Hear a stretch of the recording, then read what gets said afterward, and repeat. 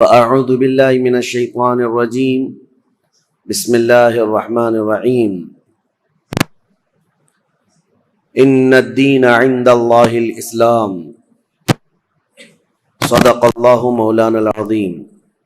بارگاہ رسالت محاب صلی اللہ تعالی علیہ وسلم میں درود پاک کا ہدیہ پیش کریں۔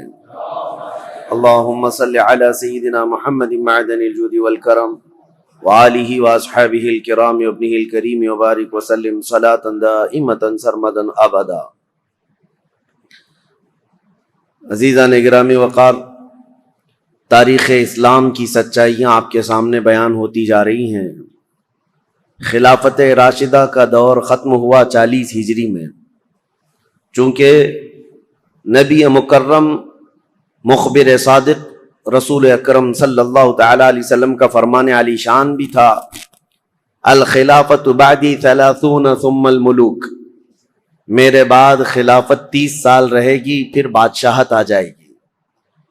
تو یہ جو خلافت ہے اس کو خلافت راشدہ کہا جاتا ہے۔ اس کے بعد جو آئے ان کو بظاہر خلیفہ تو کہا جاتا ہے، لیکن اس حدیث پاک کی روشنی میں خلفائے راشدین کے بعد جو آئے ان کو بادشاہ کہا جاتا ہے، کیونکہ خلیفہ جو لفظ ہے یہ بہت ہی بامعنی لفظ ہے، اور خلافت جو جس کو زیب دیتی ہے اس کے اندر بہت سارے گر ہونی چاہیے، بہت سارے ہنر ہونے چاہیے، بہت سارے اخلاق حمیدہ ہونی چاہیے۔ خلافت راشدہ کا جو دور ہے 30 سال چلا، یہ اسلام کا سنہری دور ہے، بلکہ اس کو خلاصہ اسلام کہا جاتا ہے۔ یعنی خلفائے راشدین کا جو دور ہے، اسلام کی ترویج و اشاعت اور اس کا صحیح چہرہ لوگوں تک پوری دنیا میں پہنچانے میں یہ دور بڑا اہم کردار رکھتا ہے۔ پھر اسلام پھیلتا رہا، لیکن اس دور کی مثال نہیں مل سکتی۔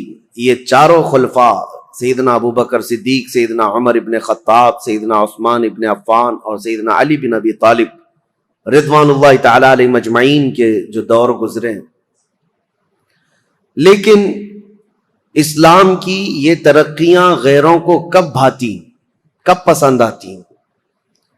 رومیوں کو انہوں نے دھول چٹا دیا ہے، ایرانیوں کی سلطنت ختم ہو گئی ہے، افریقہ میں اسلام پہنچ چکا ہے، آرمینیا، آذربائیجان، رشیا کے قلب میں اسلام جا چکا ہے۔ تو ظاہر سی بات ہے دشمنان اسلام اس کو ویلکم کرتے ہوئے، استقبال کرتے ہوئے تو نہیں قبول کریں گے۔ دسیسہ کاریاں شروع ہو گئیں، فتنہ پردازیاں، فتنہ انگیزیاں۔ جو چھپے ہوئے لوگ تھے، بظاہر مسلمان تھے لیکن اندر سے وہ کافر تھے، ان منافقین نے اسلام کو نقصان پہنچانے کے لیے کوئی بھی حصہ چھوڑا نہیں۔ جیسے کہ میں نے 2 دن قبل بتایا تھا، سب سے پہلے فتنے کا بیج بونے والا جو شخص تھا عبداللہ بن سبا، یہودی تھا، اسلام میں آیا لیکن جماعتیں پیدا کر دیں۔ اب خلافت راشدہ ختم ہوتے ہوتے ہی مسلمانوں میں جماعتیں آ گئی تھیں، یعنی مولا علی کرم اللہ وجہ الکریم کا جو انتقال ہوا، آپ کی جو شہادت ہوئی، تقریباً 3 خلفاء کی شہادتیں ہوئی۔ حضرت عمر بھی شہید ہوئے، حضرت عثمان بھی شہید ہوئے، اور حضرت علی کرم اللہ وجہ الکریم یہ بھی شہید ہوئے۔ لیکن فرق یہ ہے کہ خلیفہ دوم حضرت عمر کی جو شہادت ہے وہ ایک غیر مسلم مجوسی کے ہاتھوں ہوئی، جو آگ کا پجاری تھا، اس کا اسلام سے لینا دینا نہیں تھا، اور اس نے اپنی ذاتی رنجش میں قتل کیا ہے۔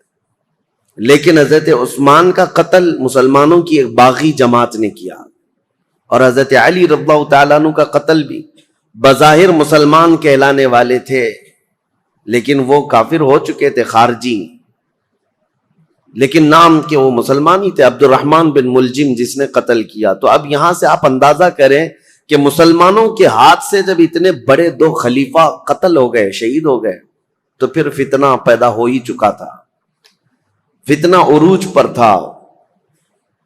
2 جنگوں کا ذکر کل میں نے کیا تھا، ایک جنگ جمل اور ایک جنگ صفین۔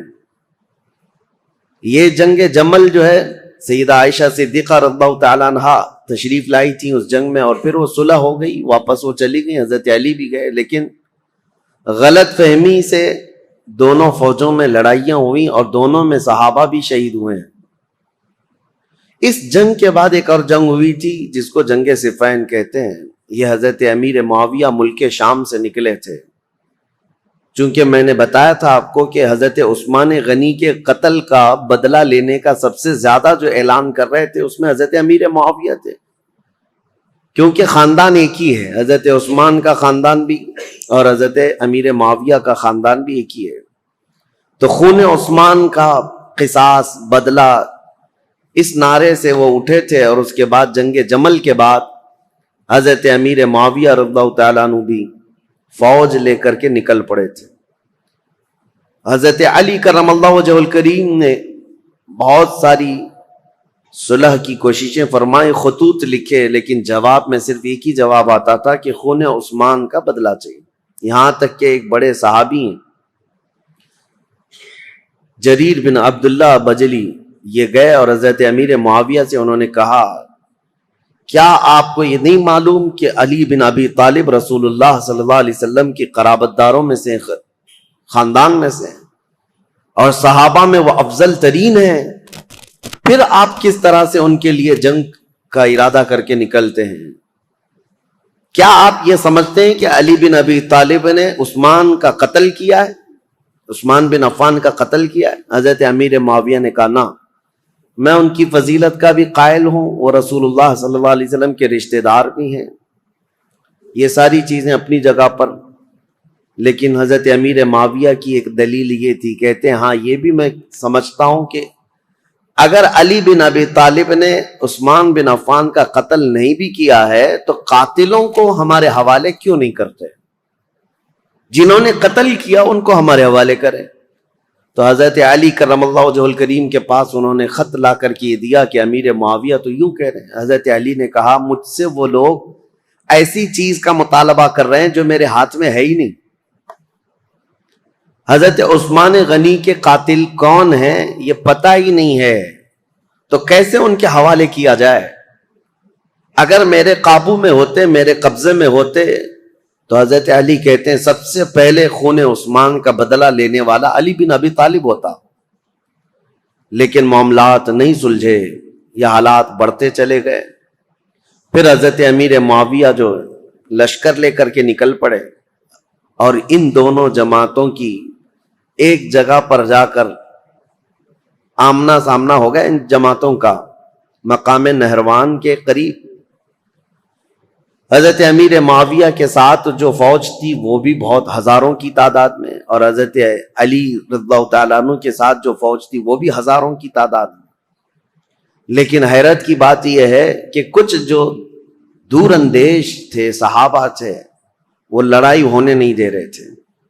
دونوں فوجیں میدان میں پڑاؤ تو کر لیں، یہ جمادی الاول کا شروع کا مہینہ تھا، اور جمادی الاخر آ گیا، یعنی 2 مہینے تک فوجیں وہیں پر رہیں، لیکن لڑائیاں نہیں ہوئی آمنے سامنے۔ اور حتیٰ کہ حالات ایسے ہو گئے کہ ادھر کی فوج ادھر کے لوگوں میں آ جاتی تھی پانی لینے کے لیے، ادھر کے لوگ ادھر جاتے تھے پانی لینے کے لیے، تو دوستی بھی ہو گئی 2 مہینے میں۔ اور اس کے بعد رجب کا مہینہ شروع ہوا تو حرمت والا مہینہ، اس میں جنگ حرام ہے، تو جنگ بندی ہو گئی۔ 3 مہینے ایسے ہی گزر گئے، دونوں فوجیں میدان میں پڑاؤ ڈالی رہیں۔ پھر اس کے بعد حضرت علی رضی اللہ تعالیٰ عنہ اور حضرت امیر معاویہ رضی اللہ تعالیٰ عنہ دونوں کے درمیان یہ خط و کتابت بھی چلتے رہے، صلح کی باتیں بھی چلتی رہیں، لیکن جیسے کہ میں نے کہا صبائی فتنہ یہاں پر بھی موجود تھا دونوں جماعتوں میں، اور دونوں جماعتوں کو جنگ پر بھڑکانے کے لیے شرانگیز دونوں جگہ موجود تھے، بھڑکاتے رہتے تھے۔ اور اس کے بعد ناگہانی رجب کا مہینہ ختم ہوا تو اچانک ان دونوں میں مٹ بھیڑ ہوئی، جس میں حضرت علی رضی اللہ تعالیٰ عنہ کی طرف سے آئے ہوئی جماعت میں 25,000 لوگ قتل ہوئے تھے، حضرت امیر معاویہ کی طرف سے آئے ہوئے لوگوں میں 45,000 لوگ قتل ہوئے تھے۔ اس ایک جنگ میں 70,000 لوگ قتل ہوئے ہیں، یہ معمولی چیز ہے؟ 70,000 لوگ کام آ گئے، جان سے ہاتھ دھو بیٹھے، حتیٰ کہ قتل اتنا ہو چکا تھا کہ ایک ایک دن جنگ کو روکنا پڑتا تھا میتوں کو یعنی کفن پہنانے کے لیے، نماز پڑھنے کے لیے، دفن کرنے کے لیے۔ ہزاروں عورتیں بیوہ ہو گئیں، ہزاروں کی تعداد میں بچے یتیم ہو گئے اس ایک جنگ میں۔ پھر حضرت امیر معاویہ نے سمجھ لیا، کیونکہ شامی فوج جو ہے اب کمزور پڑ گئی تھی، جو حضرت امیر معاویہ کے ساتھ آئی تھی، اور حضرت علی کے ساتھ جو فوج لڑ رہی تھی وہ عراقی فوج تھی، کیونکہ حضرت علی کا دارالخلافہ کوفہ تھا جو عراق میں ہے۔ عراقی فوج اور شامی فوج دونوں میں لڑائیاں ہیں، اور حجاز کے لوگ یعنی مدینہ، مکہ، یہاں کے سب لوگ حضرت علی کرم اللہ وجہہ الکریم کے ساتھ تھے۔ اب حضرت امیر معاویہ نے یہ جب دیکھا کہ شامی فوج 45,000 کی تعداد میں قتل ہو گئی، جو اب تک کی کسی بھی جنگ میں اتنی بڑی تعداد قتل نہیں ہوئی تھی، یہ بہت بڑی تعداد ہے، تو انہوں نے پھر یہ اپنی فوج میں تقریر کرنا شروع کیا کہ اگر شامی فوج اس طرح سے ماری جانے لگ جائے تو پھر جو ہم نے علاقے فتح کیے تھے رومن ایمپائر سے، وہ تو رومی فوجی عیسائی سب پھر سے ملک شام پر حملہ کریں گے، ہمارے علاقے حاصل کر لیں گے۔ اور پھر حضرت امیر معاویہ نے عراقی فوج کو بھی بتایا کہ اے عراق کے رہنے والوں، تمہارے بھی 25,000 قتل ہو گئے، اسی طرح سے اگر تمہارا بھی قتل جاری رہا اور یہ جنگ جاری رہی تو جو تم نے علاقے فتح کیے پرشین ایمپائر سے، یعنی ایران کی جو پہلی کی حکومت تھی کسرا کی، اس سے جو علاقے تم نے فتح کیے، یہ پرشین ایمپائر کے لوگ جو پجاری ہیں آگ کے، وہ دوبارہ عراق کو حاصل کر لیں گے اور تمہارے پاس اپنے آپ کو بچانے کے لیے لوگ نہیں رہیں گے۔ یہ حکمت کے ساتھ، ظاہر سی بات ہے اتنا قتل ہونے کے بعد اب دونوں کے درمیان فکر آ گئی۔ حضرت علی کرم اللہ وجہ الکریم نے جب یہ بات سنی تو عراقیوں کو پوچھا تو عراقی پیچھے ہٹنے کو تیار نہیں تھے، کہا کہ اب امیر معاویہ کی فوج کمزور پڑ رہی ہے اس لیے ایسی باتیں کر رہے ہیں، وہ صلح کرنے کو تیار نہیں تھی فوج۔ تو حضرت امیر معاویہ نے ایک ترکیب نکالی، 5 بڑے بڑے اپنے شام کے لوگوں کو بلایا، کیونکہ حضرت امیر معاویہ بہت ہی مدبر آدمی تھے، سیاست میں ان کا کوئی مثل نہیں ملتا، بلکہ ان کو کہتے ہیں پورے عرب کا ذہن، پورے عرب کی عقل ان کے پاس تھی۔ حضرت امیر معاویہ انہوں نے 5 بڑے بڑے قرآن مصحف جس میں قرآن لکھا ہوا تھا، قرآن پاک کے نسخے منگوائے اور کہا قرآن پاک کو اٹھاؤ اور ہم یہ اعلان کرتے ہیں کہ ہم آپس میں قرآن کو حکم بنائیں گے اور اس کے مطابق اپنے آگے کے معاملات طے کریں گے۔ اگر حضرت علی رضی اللہ تعالیٰ عنہ اور ان کی فوج اس کا انکار کرتی ہے تو پھر ظاہر سی بات ہے یہ تو کفر ہو جائے گا، قرآن کو حکم ماننے سے انکار کرنا۔ تو حضرت امیر معاویہ کی یہ ترکیب تھی، 5 بڑے بڑے قرآن اٹھا کر کے وہ لائے اور پیچھے اور بھی سینکڑوں لوگ قرآن سر پہ اٹھا کر کے لے آئے اور اعلان کیا عراقی فوج کے سامنے، حضرت علی کے سامنے، کہ یہ ہم لوگ جنگ بندی چاہتے ہیں اور قرآن جو ہے اس کو ہم حکم بنانا چاہتے ہیں اور اس کے مطابق ہم آگے کام کریں۔ حضرت علی اگر انکار کرتے تو ان کی فوج میں ہی لوگ آپ کے باغی ہو جاتے ہیں کہ آپ نے تو قرآن کا انکار کر دیا۔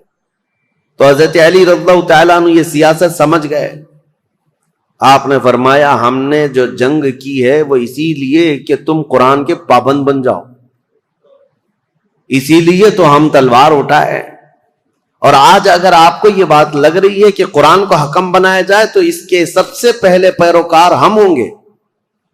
پھر دونوں کی جانب سے یہ بات طے پائی کہ ایک ایک صحابی کو حکم بنایا جائے اور قرآن اور حدیث رسول کے مطابق وہ فیصلہ کرے۔ تو حضرت امیر معاویہ نے اپنے مشیر خاص یعنی ان کے بہت قریبی تھے عمرو بن عاص رضی اللہ تعالیٰ، صحابی ہیں جنہوں نے مصر فتح کیا، وہ حضرت امیر معاویہ کے قریبی تھے، حضرت امیر معاویہ نے ان کو حکم بنا دیا۔ حضرت علی رضی اللہ تعالیٰ عنہ کی طرف سے حضرت ابو موسیٰ اشعری، یہ نہایت سادہ دل تھے اور ہر ایک کے متعلق عفو درگزر کا معاملہ اپنے اندر رکھتے تھے، جیسے اپنے لیے سوچتے تھے ایسی دوسرے کے لیے بھی خیال رکھتے تھے۔ حالانکہ ابو موسیٰ اشعری رضی اللہ تعالیٰ عنہ یہ کوفہ کے گورنر رہے ہیں، مدبر رہے، ذہین رہے ہیں، لیکن حضرت علی ان کے حکم بنانے کے حمایت میں نہیں تھے، لیکن لوگوں کی زور زبردستی پر ان کو حکم بنایا گیا۔ مسئلہ تاریخ کا ہے، اس لیے میں آپ کو بتا رہا ہوں، پھر اسی لیے میں تاریخ دہراتا ہوں کہ کوئی ڈھکوسلا بازی کرتے ہوئے تمہیں پھر گمراہ نہ کر دے۔ حقیقت کیا ہوئی اور کیا ہوا تھا یہ جاننا آپ کے لیے ایک بار ضروری ہے۔ دونوں نے حکم بنایا۔ حضرت عمرو بن عاص یہ ہمیشہ اپنے تدبر اور تفکر کو کام میں لاتے، اور جب بھی حضرت ابو موسیٰ اشعری آتے تو ان کا نہایت شاندار استقبال اور تعظیم و تکریم کرتے اور کہتے، ابو موسیٰ اشعری آپ مجھ سے رتبے میں بڑے ہیں، آپ رسول اللہ کے صحابی ہیں، آپ سے پہلے میں ہو ہی نہیں سکتا۔ تو حضرت ابو موسیٰ اشعری پر یہ دباؤ ہمیشہ رہتا تھا، اور دونوں کو اب صلح نامے پر دستخط کروانی تھی، یا جو بھی دونوں لوگ فیصلہ لیتے اس پر عمل کرنا تھا دونوں جماعتوں کو۔ دونوں نے وعدہ کر لیا تھا، دستخطیں ہو گئی تھی۔ اب یہ دونوں صحابہ کو ٹائم دیا گیا، رمضان شروع ہونے سے پہلے تک آپ اپنا حکم نامہ یا جو آپ کا فیصلہ ہے وہ سنا دیں۔ ایک جگہ بھی منتخب کر لی گئی، اس جگہ پر جا کر کے اپنا فیصلہ سنائیں گے۔ اب دونوں آپس میں بیٹھ کر کے جو باتیں کرتے ہیں، حضرت ابو موسیٰ اشعری اور حضرت عمرو بن عاص، دونوں میں بہت لمبی گفتگو ہوئی ہے۔ اب وہ ضروریات میں سے نہیں ہے جس کو بیان کرنا، کیونکہ حضرت ابو موسیٰ اشعری یہ پوچھتے تھے عمرو بن عاص سے، آپ کس اعتبار سے امیر معاویہ کو خلافت کا حقدار سمجھتے ہیں، جبکہ ابھی حضرت علی بن ابی طالب ہمارے درمیان موجود ہیں اور رسول اللہ کے داماد ہیں، ان کی فضیلتیں آپ سے چھپی ہوئی نہیں ہیں۔ حضرت عمرو بن عاص نے بھی اسی طرح کی گفتگو کی۔ بہرحال اس پوری گفتگو کا جو خلاصہ نکلا وہ میں بتاتا ہوں۔ حضرت عمرو بن عاص کہتے تھے ہمیشہ کہ آپ پہلے بتائیں آپ چاہتے کیا ہیں۔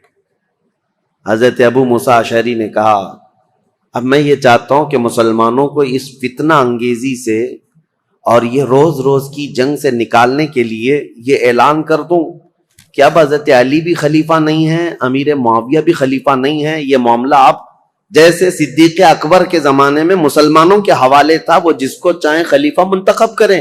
رسول اللہ صلی اللہ تعالی علیہ وسلم کی وفات کے بعد جو حالات ہوئے تھے، میں یہ چاہتا ہوں کہ مسلمانوں کے حوالے یہ کر دیا جائے اور پھر سے وہ منتخب کریں۔ حضرت عمرو بن عاص نے کہا، بالکل آپ صحیح سوچتے ہیں۔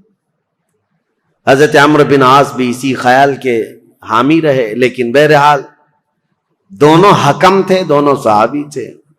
بات یہاں تک آئی، جس دن یہ اعلان ہونا تھا حضرت ابو موسیٰ اشعری اور حضرت عمرو بن عاص کی طرف سے، یہ تاریخ ہے میرے عزیزوں، حجاز کے، مکہ مکرمہ، مدینہ طیبہ کے اکثر بڑے بڑے صحابہ بھی یہ فیصلہ سننے کے لیے آئے تھے کہ آج ہوگا کیا، کہ مسلمانوں کے درمیان جاری جنگ کو ختم کرنے جا رہے ہیں دو حکم صحابہ۔ تو دونوں کو الگ الگ اختیارات تھے، آپ جو کہیں گے اس پر عمل ہوگا، لیکن قرآن اور حدیث کے مطابق۔ تو حضرت عمرو بن عاص نے یہ کہا کہ پہلے میں نہیں سناؤں گا، اپنا فیصلہ پہلے ابو موسیٰ اشعری سنائے۔ حضرت ابو موسیٰ اشعری کو کھڑا کیا گیا تو انہوں نے اپنا فیصلہ سنا دیا کہ میں نے یہ ارادہ کیا ہے کہ مسلمانوں کو جنگوں میں مبتلا کرنے سے بہتر ہے کہ یہ خلافت سے دونوں معزول ہو جائیں، دستبردار ہو جائیں۔ جبکہ امیر معاویہ رضی اللہ تعالیٰ عنہ کی اس وقت بھی کچھ لوگ خلافت کا اعلان کرتے تھے اور یہ خلافت کا معاملہ تھا، تو آپ نے کہا دونوں دستبردار ہو جائیں، مسلمانوں کے حق میں یہ فیصلہ ہو جائے۔ حضرت عمرو بن عاص نے یہ نہیں کہا، وہ کھڑے ہوئے کہا، دو حکم تھے، ان میں سے ایک حکم نے اپنا فیصلہ سنایا ابو موسیٰ اشعری، انہوں نے اپنے فریق حضرت علی کو معزول کر دیا، لیکن میں اپنے فریق امیر معاویہ کو معزول نہیں کرتا، تو یہ ہمارا فیصلہ ہے۔ اس بات پر بہت بڑا ہنگامہ ہوا۔ پھر بات یہاں کو پہنچی کہ ان دونوں حکموں کی بات تسلیم کی جانی تھی، لیکن شامی الگ باغی ہو گئے، عراقی الگ باغی ہو گئے۔ بہرحال یہ معاملہ اس وقت جا کر ٹھنڈا ہوا جب خود حضرت علی اور حضرت امیر معاویہ آمنے سامنے آ گئے، اور ان دونوں نے آپس میں بیٹھ کر کے پھر صلح نامہ لکھا. حضرت علی کرم اللہ وجہ الکریم اپنی باقی ماندہ فوج کو لے کر عراق تشریف لائے، کوفہ، اور حضرت امیر معاویہ کو ملک شام بھیج دیا گیا. یہ معاملات جو ہوئے 37 ہجری میں، یعنی حضرت علی رضی اللہ تعالیٰ عنہ کی خلافت قائم ہو چکی تھی 35 ہجری میں، 37 ہجری میں یہ سب حالات ہوئے. پھر حضرت علی کرم اللہ وجہ الکریم کوفہ تشریف لے گئے. 40 ہجری میں حضرت علی کا انتقال ہو گیا. کل یہاں تک کے حالات میں آپ کے سامنے بیان کر چکا تھا. چونکہ یہ جنگ صفین کے بارے میں کل مختصراً عرض کیا تھا، آج میں نے اس کو ڈیٹیل میں آپ کے سامنے رکھ دیا. دونوں جنگیں، اس میں مسلمانوں کا بڑا خسارہ ہوا ہے، جنگ جمل ہو کہ جنگ صفین ہو، دونوں جنگوں میں مسلمان شہید ہوئے. لیکن جانتے ہو ان جنگوں کے بارے میں تمہارا موقف کیا ہے، ہمارا موقف کیا ہے، شیعہ لوگوں کا موقف کیا ہے؟ یہ اپنی جگہ پر خود مولا علی کرم اللہ وجہ الکریم کا موقف کیا ہے یہ ہم دیکھتے ہیں. جنگ صفین میں جو قتل ہو کر کے گرے ہوئی تھی لاشیں، جنگ کے بعد حضرت علی رضی اللہ تعالیٰ عنہ میدان سے گزرتے، یہ بھی حدیث موجود ہے، روایت موجود ہے، ابن عساکر کی روایت. حضرت علی رضی اللہ تعالیٰ عنہ میدان سے گزرتے تھے، اور جب اپنی فوج کے جو مقتول تھے، شہید تھے، ان کو دیکھتے اور کہتے یہ جنتی لوگ ہیں جو شہید ہو گئے. اور پھر ادھر کی جماعت کے جو لوگ قتل ہوئے تھے ان کی لاشوں کے پاس جاتے، حضرت علی کہتے یہ جو جتنے قتل ہوئے جنتی لوگ ہیں. میرے عزیزو، دونوں کے متعلق یہ بات کہنا، یہ آپ کو سمجھنا چاہیے کہ جس امام کے سامنے یہ معاملات درپیش تھے، انہوں نے خود کہا کہ دونوں طرف مسلمان ہیں، اور جو تلواریں اٹھی ہیں وہ غلط فہمی کی وجہ سے اٹھی ہیں یا کسی فتین کی فتنہ انگیزی کی وجہ سے اٹھی ہیں، ان کی اجتہادی خطا ہے. لیکن بعد کے آنے والے اکابر علماء اور اکابر ائمہ اکرام جتنے بھی ہیں، سبوں نے یہی کہا ہے جنگ میں دونوں طرف صحابہ تھے، لیکن حق پر علی بن ابی طالب تھے، سیدنا مولا علی کرم اللہ وجہ الکریم تھے. خیر، 40 ہجری میں جب آپ کا انتقال ہوا تو اب خلافت کا مسئلہ پھر سے آ گیا. میں نے آپ کو شروع سے بتایا ہے تاریخ اسلام میں خلافت کا انتخاب، خلیفہ کا انتخاب، یہ بہت اہم مسئلہ ہوتا ہے. اس وقت بڑی جنگ ہو سکتی ہے، اس جنگ کو ختم کرنا، ارے میاں یہاں چھوٹے الیکشن میں جنگیں ہو جاتی ہیں. وہ خلیفہ اسلام کا انتخاب اور بہت اہم ذمہ داری ہوتی ہے. تو حضرت علی رضی اللہ تعالیٰ عنہ کے انتقال کے بعد جتنے کوفہ کے لوگ تھے، مولا علی کرم اللہ وجہ الکریم کے جتنے حمایتی لوگ تھے، اور مدینہ مکہ مکرمہ میں جتنے لوگ مولا علی کرم اللہ وجہ الکریم کے لوگ، ان کی جماعت کے، ان کے حامیان میں سے تھے، سبوں نے یہ اعلان کیا کہ حضرت علی کے بڑے بیٹے حسن، امام حسن مجتبیٰ کو خلافت پر فائز کیا جائے. حضرت امام حسن کو لوگوں نے بٹھا دیا کرسی خلافت پر، اور سب ان کے ہاتھوں پر بیعت کرنے لگے. حضرت امام حسن مجتبیٰ رضی اللہ تعالیٰ عنہ نے بیعت بھی لی. یہ 5ویں خلیفہ ہیں، تاریخ ہے 5ویں خلیفہ ہیں، اور خلافت راشدہ کا جو 30 سال کا پیریڈ ہے اس کے اندر ہی ہیں.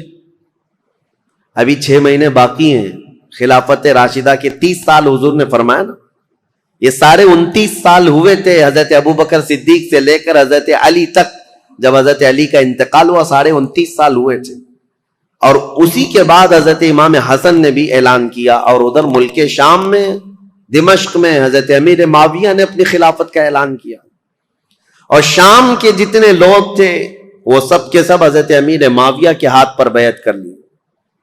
اب یہ خلافت کا تنازع، یعنی بیک وقت 2 خلیفہ کا اعلان، یہ سب سے پہلے خلافت راشدہ کے بعد ہوا. حضرت علی کے زمانے میں کبھی بھی حضرت امیر معاویہ نے اپنے خلیفہ ہونے کا اعلان نہیں کیا. یہ کہتے رہے کہ خلافت کے حقدار ہم بھی ہیں، لیکن خلیفہ ہونے کا عام اعلان کبھی نہیں کیا. اور حضرت علی کے انتقال کے بعد بیک وقت 2 خلیفہ کا اعلان. اہل مدینہ جتنے تھے وہ سب حضرت امام حسن کے ہاتھ پر بیعت کیے. اہل مکہ جتنے تھے وہ امام حسن کے ہاتھ پر بیعت کیے. اہل عراق جتنے تھے وہ امام حسن کے ہاتھ پر بیعت کیے. اب سیدنا امام حسن کی خلافت کا دور ہے تو ظاہر سی بات ہے میرے عزیزوں کچھ باتیں امام حسن مجتبی کی سننا بھی ضروری ہے. رسول اللہ صلی اللہ تعالی علیہ وسلم کے یہ وہ عظیم نواسے ہیں جن کو خود رسول اللہ میں اپنا بیٹا کہتے تھے، اور مدینے میں موجود صحابہ کہتے ہیں رسول کریم صلی اللہ تعالی علیہ وسلم سے سب سے زیادہ ملتی جلتی شکل اگر کسی کی تھی تو امام حسن مجتبی کی تھی. ان کے چہرے پاک کو دیکھتے لوگ تو حضرت امام حسن مجتبی رضی اللہ تعالیٰ عنہ کو حضور کو یاد کرتے تھے. اور امام حسن کی فضیلت کیا تھی، یہ نبی پاک صلی اللہ تعالی علیہ وسلم کے وہ محبوبوں میں سے ہیں، دونوں شہزادے حسن و حسین رضی اللہ تعالیٰ عنہما. حضرت ابو ہریرہ رضی اللہ تعالیٰ عنہ ان حدیثوں کے راوی ہیں جنہوں نے مدینہ طیبہ میں خود اپنی آنکھوں سے دیکھا ہے حضور اکرم صلی اللہ تعالیٰ علیہ وسلم کس قدر ان دونوں شہزادوں سے پیار کرتے. یہاں تک کہ ایک مرتبہ امام حسن کو اور امام حسین کو، یا صرف امام حسن کو، کندھے پر سوار کر کے حضور مدینے میں چل رہے تھے. کسی صحابی نے دیکھ کر کے حضرت امام حسن کی طرف دیکھ کر کہا شہزادے کتنی اچھی سواری پایا ہے، کونین کا آقا و مولا سید الانبیاء جس کے دوش پر تو سواری کر رہا ہے. نبی پاک صلی اللہ تعالی علیہ وسلم نے اس صحابی سے فرمایا تم نے صرف سواری دیکھا، یہ بھی تو دیکھو سوار بھی کتنا اچھا ہے، سوار بھی کتنا اچھا ہے. نبی کریم صلی اللہ تعالی علیہ وسلم ان شہزادگان سے بے حد محبت کرتے تھے. یہاں تک ارشاد ہے حدیث میں ہما ریحانتی فی الجنہ ہما ریحانتی فی الدنیا. حضور صلی اللہ تعالی علیہ وسلم نے فرمایا کہ یہ دونوں شہزادے میرے لیے دنیا میں جنت کے دو پھولوں کی طرح. اسی لیے حضور ان کی گردنوں کو سونگھتے تھے اور ان کے چہروں کو جب بوسہ لیتے تھے تو آپ ان کو سونگھا کرتے. صحابہ یہی کہتے کہ آپ ان بچوں کو سونگھتے ہیں. چومنے کا، بوسہ دینے کا رواج تو ہے، سونگھنے کا کیا ہے؟ نبی کریم صلی اللہ تعالی علیہ وسلم یہ فرماتے یہ جنت کے دو حسین پھول ہیں، اور ان کے نام عرب میں بالکل نیو نام تھے، بالکل جدید. اس سے پہلے حسن نام بھی عربوں میں نہیں پایا جاتا تھا، حسین نام بھی نہیں پایا جاتا تھا. صحابہ کہتے ہیں اللہ تعالیٰ نے یہ دونوں نام بچائے رکھے، محفوظ رکھے، اور رسول اللہ کے نواسوں کے سب سے پہلے نام رکھے گئے حسن اور حسین. سیدنا امام حسن اور حسین ان کی فضیلتیں کیا بیان کی جائیں. اب چونکہ امام حسن کی خلافت کا دور ہے تو ان کے بچپن کے حالات، نبی کریم صلی اللہ تعالی علیہ وسلم کی آغوش تربیت میں انہوں نے پروان چڑھی پایا ہے. تو اس سے بہتر اور کیا چیز بیان کی جائے جن کو نبی کریم صلی اللہ تعالی علیہ وسلم نے اپنے ہاتھوں سے کھلایا ہو، اپنے ہاتھوں سے سلایا ہو، اپنے ہاتھوں سے پہنایا ہو، اور جب حضور نماز میں چلے جائیں تو یہ بچے حضور پر سوار ہو جائیں. اس قدر حسین اور خوش نما ماحول میں انہوں نے تربیت پائی ہے مدینہ طیبہ میں. نبی کریم صلی اللہ تعالی علیہ وسلم کی آغوش محبت میں پروان چڑھنے والے یہ جوانوں کی فضیلتیں بیان سے باہر ہیں. حضور نے فرمایا میرے یہ دونوں بچے جنتی جوانوں کے سردار ہیں. اور حضور اکرم صلی اللہ تعالی علیہ وسلم نے خاص امام حسن کے لیے جو ایک بات فرمائی، چونکہ خلافت امام حسن کی بات چل رہی ہے. ایک بار رسول پاک صلی اللہ علیہ وسلم خطبہ دے رہے تھے ممبر پر کھڑے تھے تو امام حسن ایک پاؤں کو پکڑے ہوئے تھے حضور صلی اللہ علیہ وسلم کی، حضور کے قدم مبارک کو پکڑے ہوئے تھے. جب حضور ممبر پر خطبہ دے رہے، نبی کریم صلی اللہ تعالی علیہ وسلم نے خطبہ دیتے دیتے لوگوں کو یہ ارشاد فرمایا لوگوں اس بچے کو پہچانو، ایک دور آئے گا میرا یہ بچہ سردار ہوگا اور میری امت کی دو بڑی جماعتوں میں صلح کر آئے گا. حضور صلی اللہ تعالی علیہ وسلم کا فرمان. کب؟ جب امام حسن کی عمر بہت چھوٹی سی تھی، بچپن میں رسول پاک صلی اللہ تعالی علیہ وسلم کا قدم پاک پکڑ کر بیٹھے ہوں خطبے کے دوران. اس وقت رسول اللہ نے یہ بشارت دی تھی کہ میرا یہ بیٹا سردار ہوگا اور دو بڑی جماعتوں میں صلح کرائے گا.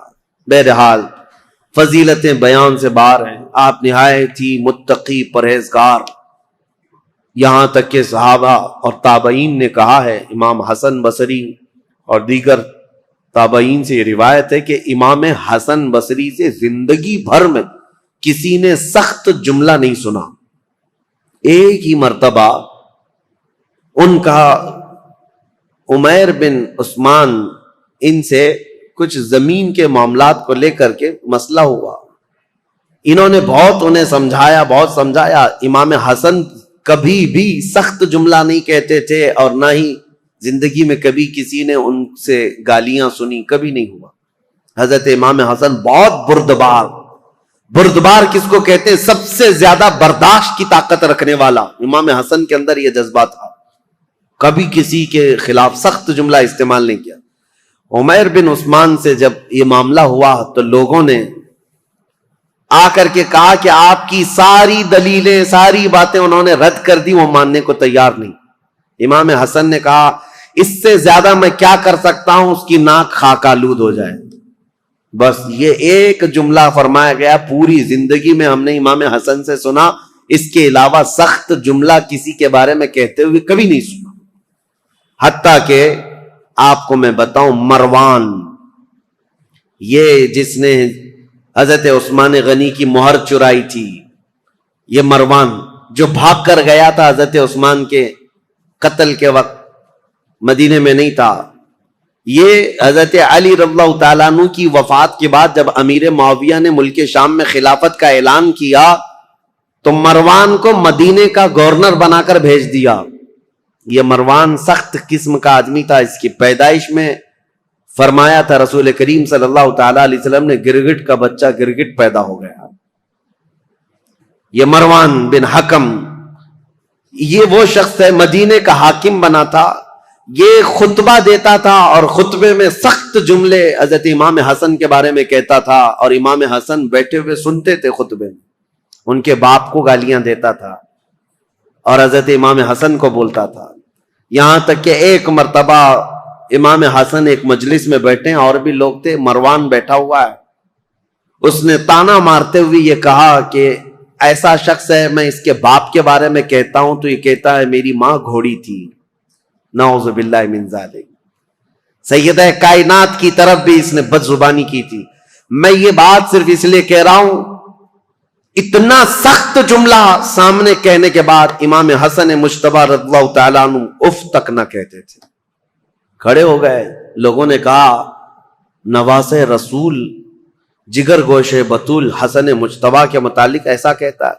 حضرت امام حسن یہ کہتے کہ اے لوگوں، تم سب کے سامنے اللہ نے مجھے سورج کی طرح ظاہر رکھا ہے، میرے اندر کوئی ایسی چیز نہیں. اور جو کچھ مروان کہتا ہے، اگر میں بدلے میں کچھ کہہ دوں تو اس کی بات کا بدلہ کم ہو جائے گا. اس کے لیے سب سے بہترین انتقام اللہ کی ذات ہے. یہ امام حسن کہتے تھے اس کے جملے اتنے بڑے ہیں کہ اگر میں بدلہ لے لوں تو یہ کم ہو جائے گا، اس کے لیے انتقام کم ہو جائے. اس لیے میں اللہ رب العزت کے سپرد کرتا ہوں. بردباری، برداشت کی طاقت امام حسن کے اندر اتنی زیادہ تھی. ان کو گالیاں دی گئی ہیں، ان کے خلاف برا بھلا ان کے مدینے میں کہا جاتا رہا. بہرحال امام حسن رضی اللہ تعالیٰ عنہ نے جیسے ہی خلافت کا اعلان کیا، حضرت امیر معاویہ نے بھی خلافت کا اعلان کیا تھا، تو انہوں نے پھر سے فوج کشی کا ارادہ کر لیا کہ ایک وقت دو خلیفہ کا اعلان مسلمانوں میں انتشار پیدا کر دے گا. امیر معاویہ نے ملک شام کی جتنی فوج تھی وہ جمع کی اور کہا حسن بن ابی طالب سے کہہ دو، کیونکہ امیر معاویہ 22 سال سے گورنر تھے ملک شام کے اور خلافت کا اعلان کیا تھا. بہت سارے لوگوں نے وہاں ان کی بیعت کو مان بھی لیا تھا. اب حضرت امیر معاویہ رضی اللہ تعالیٰ عنہ اپنی خلافت کے متعلق سب سے بیعت بھی لے رہے تھے، تو امام حسن کے ساتھ جنگ ہونے والی تھی، جیسے جنگ جمل ہوئی، جنگ صفین ہوئی. اور حضرت امام حسن جانتے تھے کتنے مسلمانوں کا قتل وہ دو جنگوں میں ہوا. ایک جنگ میں 12,000 اور دوسری جنگ میں 70,000 قتل ہوئے تھے. اب یہ خلافت کے چکر میں تیسری جنگ ہو سکتی تھی. امام حسن مجتبی رضی اللہ تعالیٰ عنہ کوفہ والوں کو جمع کرتے ہیں اور پوچھتے ہیں تمہارا کیا خیال ہے. سارے جمع ہوئے اور کہا علی بن ابی طالب کے بعد سب سے افضل جماعت میں آپ ہیں اور خلافت کا حق صرف اہل بیت کو ہونا چاہیے. یہ ساری باتیں کوفہ والوں کی تھی. انہوں نے حضرت امام حسن سے کہا تو حضرت امام حسن نے کہا چلو میرے ساتھ. امیر معاویہ ملک شام سے نکلے ہوئے، ہم کسی جگہ آمنے سامنے ہونے والے ہیں. کوفہ والے بھی نکلے امام حسن کے ساتھ، اور ملک شام سے امیر معاویہ کے ساتھ بھی ایک فوج. لیکن جس جگہ ان دونوں فوجوں کا آمنا سامنا ہوا، امام حسن جنگ کی نیت سے نہیں آئے تھے، سیدھے حضرت امیر معاویہ کے پاس گئے. کہا پچھلی جنگوں کے تلخ تجربے میرے سامنے ہیں، اس کے کڑوے نتیجے مجھے پتا ہیں. خون بہے گا ہمارے درمیان یا تمہارے درمیان، میں خلافت کا یہ کڑوا مزہ نہیں لینا چاہتا، لہذا میں تم سے کچھ شرائط پر صلح کرنا چاہتا ہوں. حضرت امیر معاویہ نے کہا بتائیے آپ. وہ حضور صلی اللہ تعالیٰ علیہ وسلم کے نواسے ہیں، حضرت علی کے بیٹے. امیر معاویہ ایسا نہیں ہے کہ ان کی بے حرمتی کرتے تھے یا توہین کرتے تھے، نہیں، عزت بھی کرتے تھے. خلافت کا معاملہ ہے تو حضرت امام حسن نے صلح نامہ لکھوایا، شرائط لکھوائے.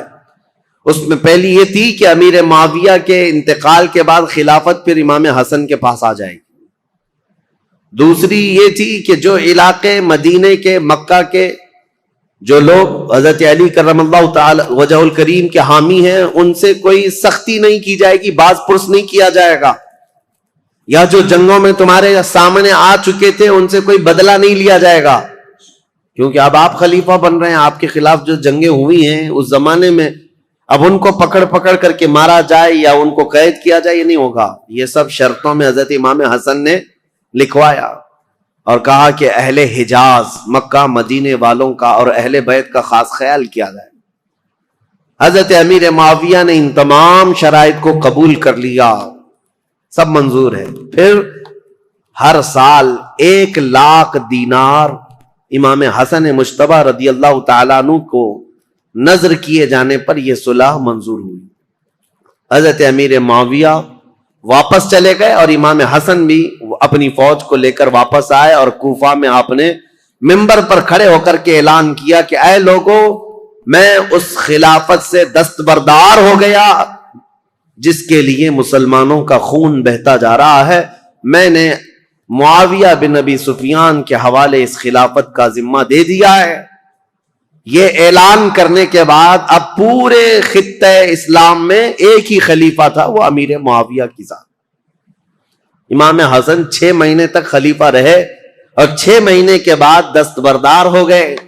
اس اعتبار سے خلفائے راشدین میں حضرت امام حسن کا بھی نام آتا ہے. وہ 6 مہینے جو بچے تھے وہ خلافت راشدہ کے، اس میں امام حسن نے خلافت کی. لیکن ظاہر سی بات ہے کچھ لوگ چڑھاتے ہیں، کچھ لوگ اتارتے ہیں، یہ ہر زمانے میں رہتے ہیں. حضرت حسن کے بہت سارے لوگ مخالف ہو گئے کوفہ میں ہی. کہا ہم تو آپ کے لیے جان لٹانے والے تھے، ہم تو آپ کے لیے گردنیں لٹانے والے تھے، آپ نے تو جا کر اس سے صلح کر لی، ہم آپ کی صلح کو نہیں مانتے، آپ کو خلیفہ ہونا چاہیے تھا. زور زبردستی. حضرت امام حسن نے کہا میں نے خلافت کے سارے دور دیکھے ہیں، صدیق اکبر سے لے کر میرے باپ علی بن ابی طالب تک جو معاملات ہوتے رہے، لیکن اب وہ زمانہ نہیں رہا جس میں اکابر صحابہ تھے، بدر میں شریک، احد میں شریک، فتح مکہ میں.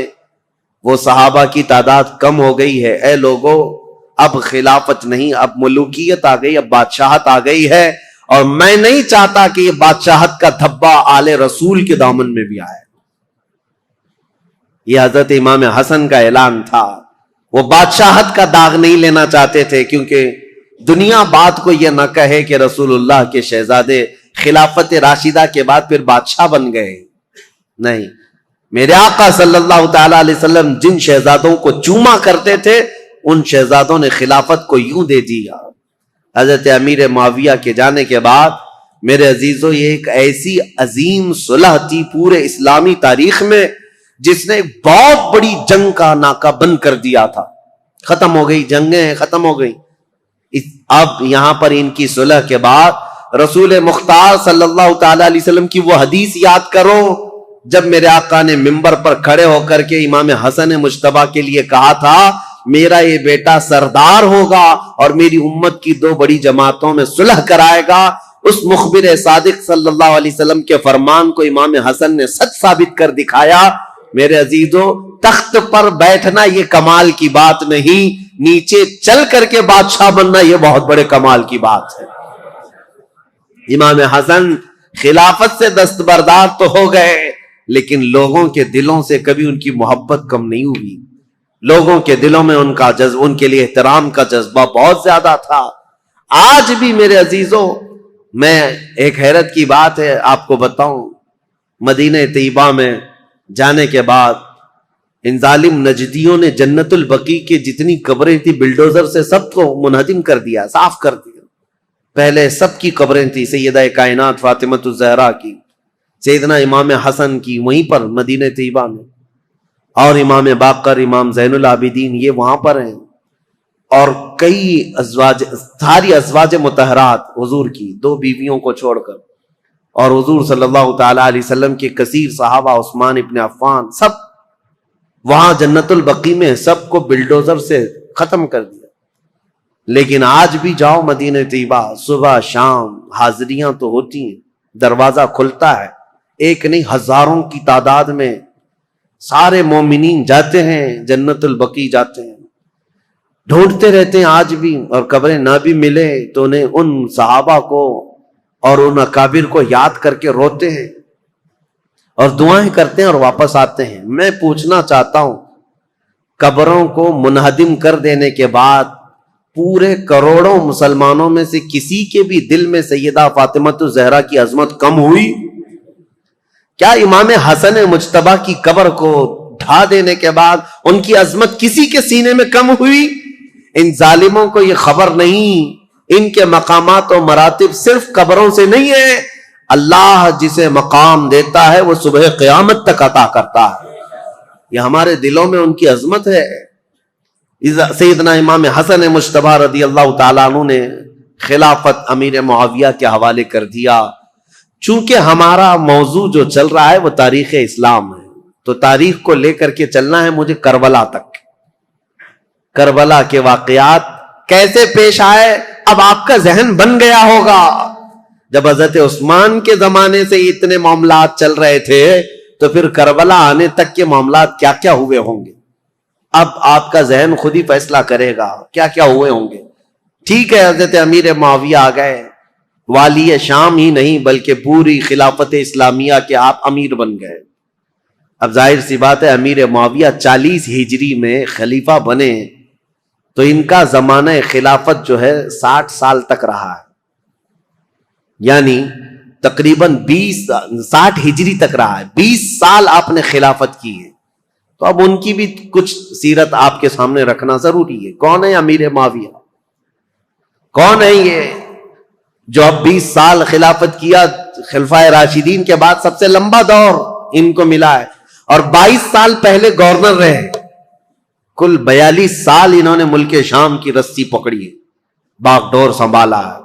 تو 42 سال تک مسلمانوں پر حکمرانی کرنے والے یہ امیر معاویہ کون ہیں؟ ان کی تاریخ بھی ضروری ہے. لیکن ان کی تاریخ سے پہلے میں امام حسن مجتبی رضی اللہ تعالیٰ عنہ کی خلافت کا دور تو ختم ہوا، لیکن آپ کی زندگی پاک موجود تھی. 3 سال تک اور بھی آپ رہے خلافت ختم ہونے کے بعد بھی. اور اس کے بعد حضرت امام حسن کوفہ میں نہیں مدینہ طیبہ میں رہنے لگ گئے. مدینہ طیبہ میں ایک آپ کی عادتیں ہیں، آپ کی خصلتیں بہت ساری اہم ہیں. اس میں تو ایک چیز یہ، آپ کثرت سے آپ نے شادیاں کی ہیں اور طلاق بھی دیے ہیں. اس کی ایک وجہ یہ بتائی جاتی تھی کہ لوگ، حضرت علی جو ہے اعلان کرتے بھی تھے ممبر پر کہ اے لوگوں، کوفہ کے لوگوں، میرے بیٹے حسن کو اپنی بیٹیاں مت دینا، یہ طلاق دے دیتا ہے. اس کے باوجود لوگ قبیلہ در قبیلہ آ کر کہتے ہم تو اپنی بیٹیاں دیں گے. وجہ یہ ہے کہ لوگ اپنی بیٹیوں کا رشتہ رسول اللہ کے خاندان سے جوڑنا چاہتے تھے کہ نسبت حاصل ہو جائے. اور حضرت امام حسن مجتبی رضی اللہ تعالیٰ عنہ نے صرف نسبت دینے کے لیے شادیاں فرمائیں. اخیر زمانے میں جب آپ مدینہ طیبہ میں تھے تو سیدنا حسن ابن علی بن ابی طالب رضی اللہ تعالیٰ عنہ کو زہر دیا گیا.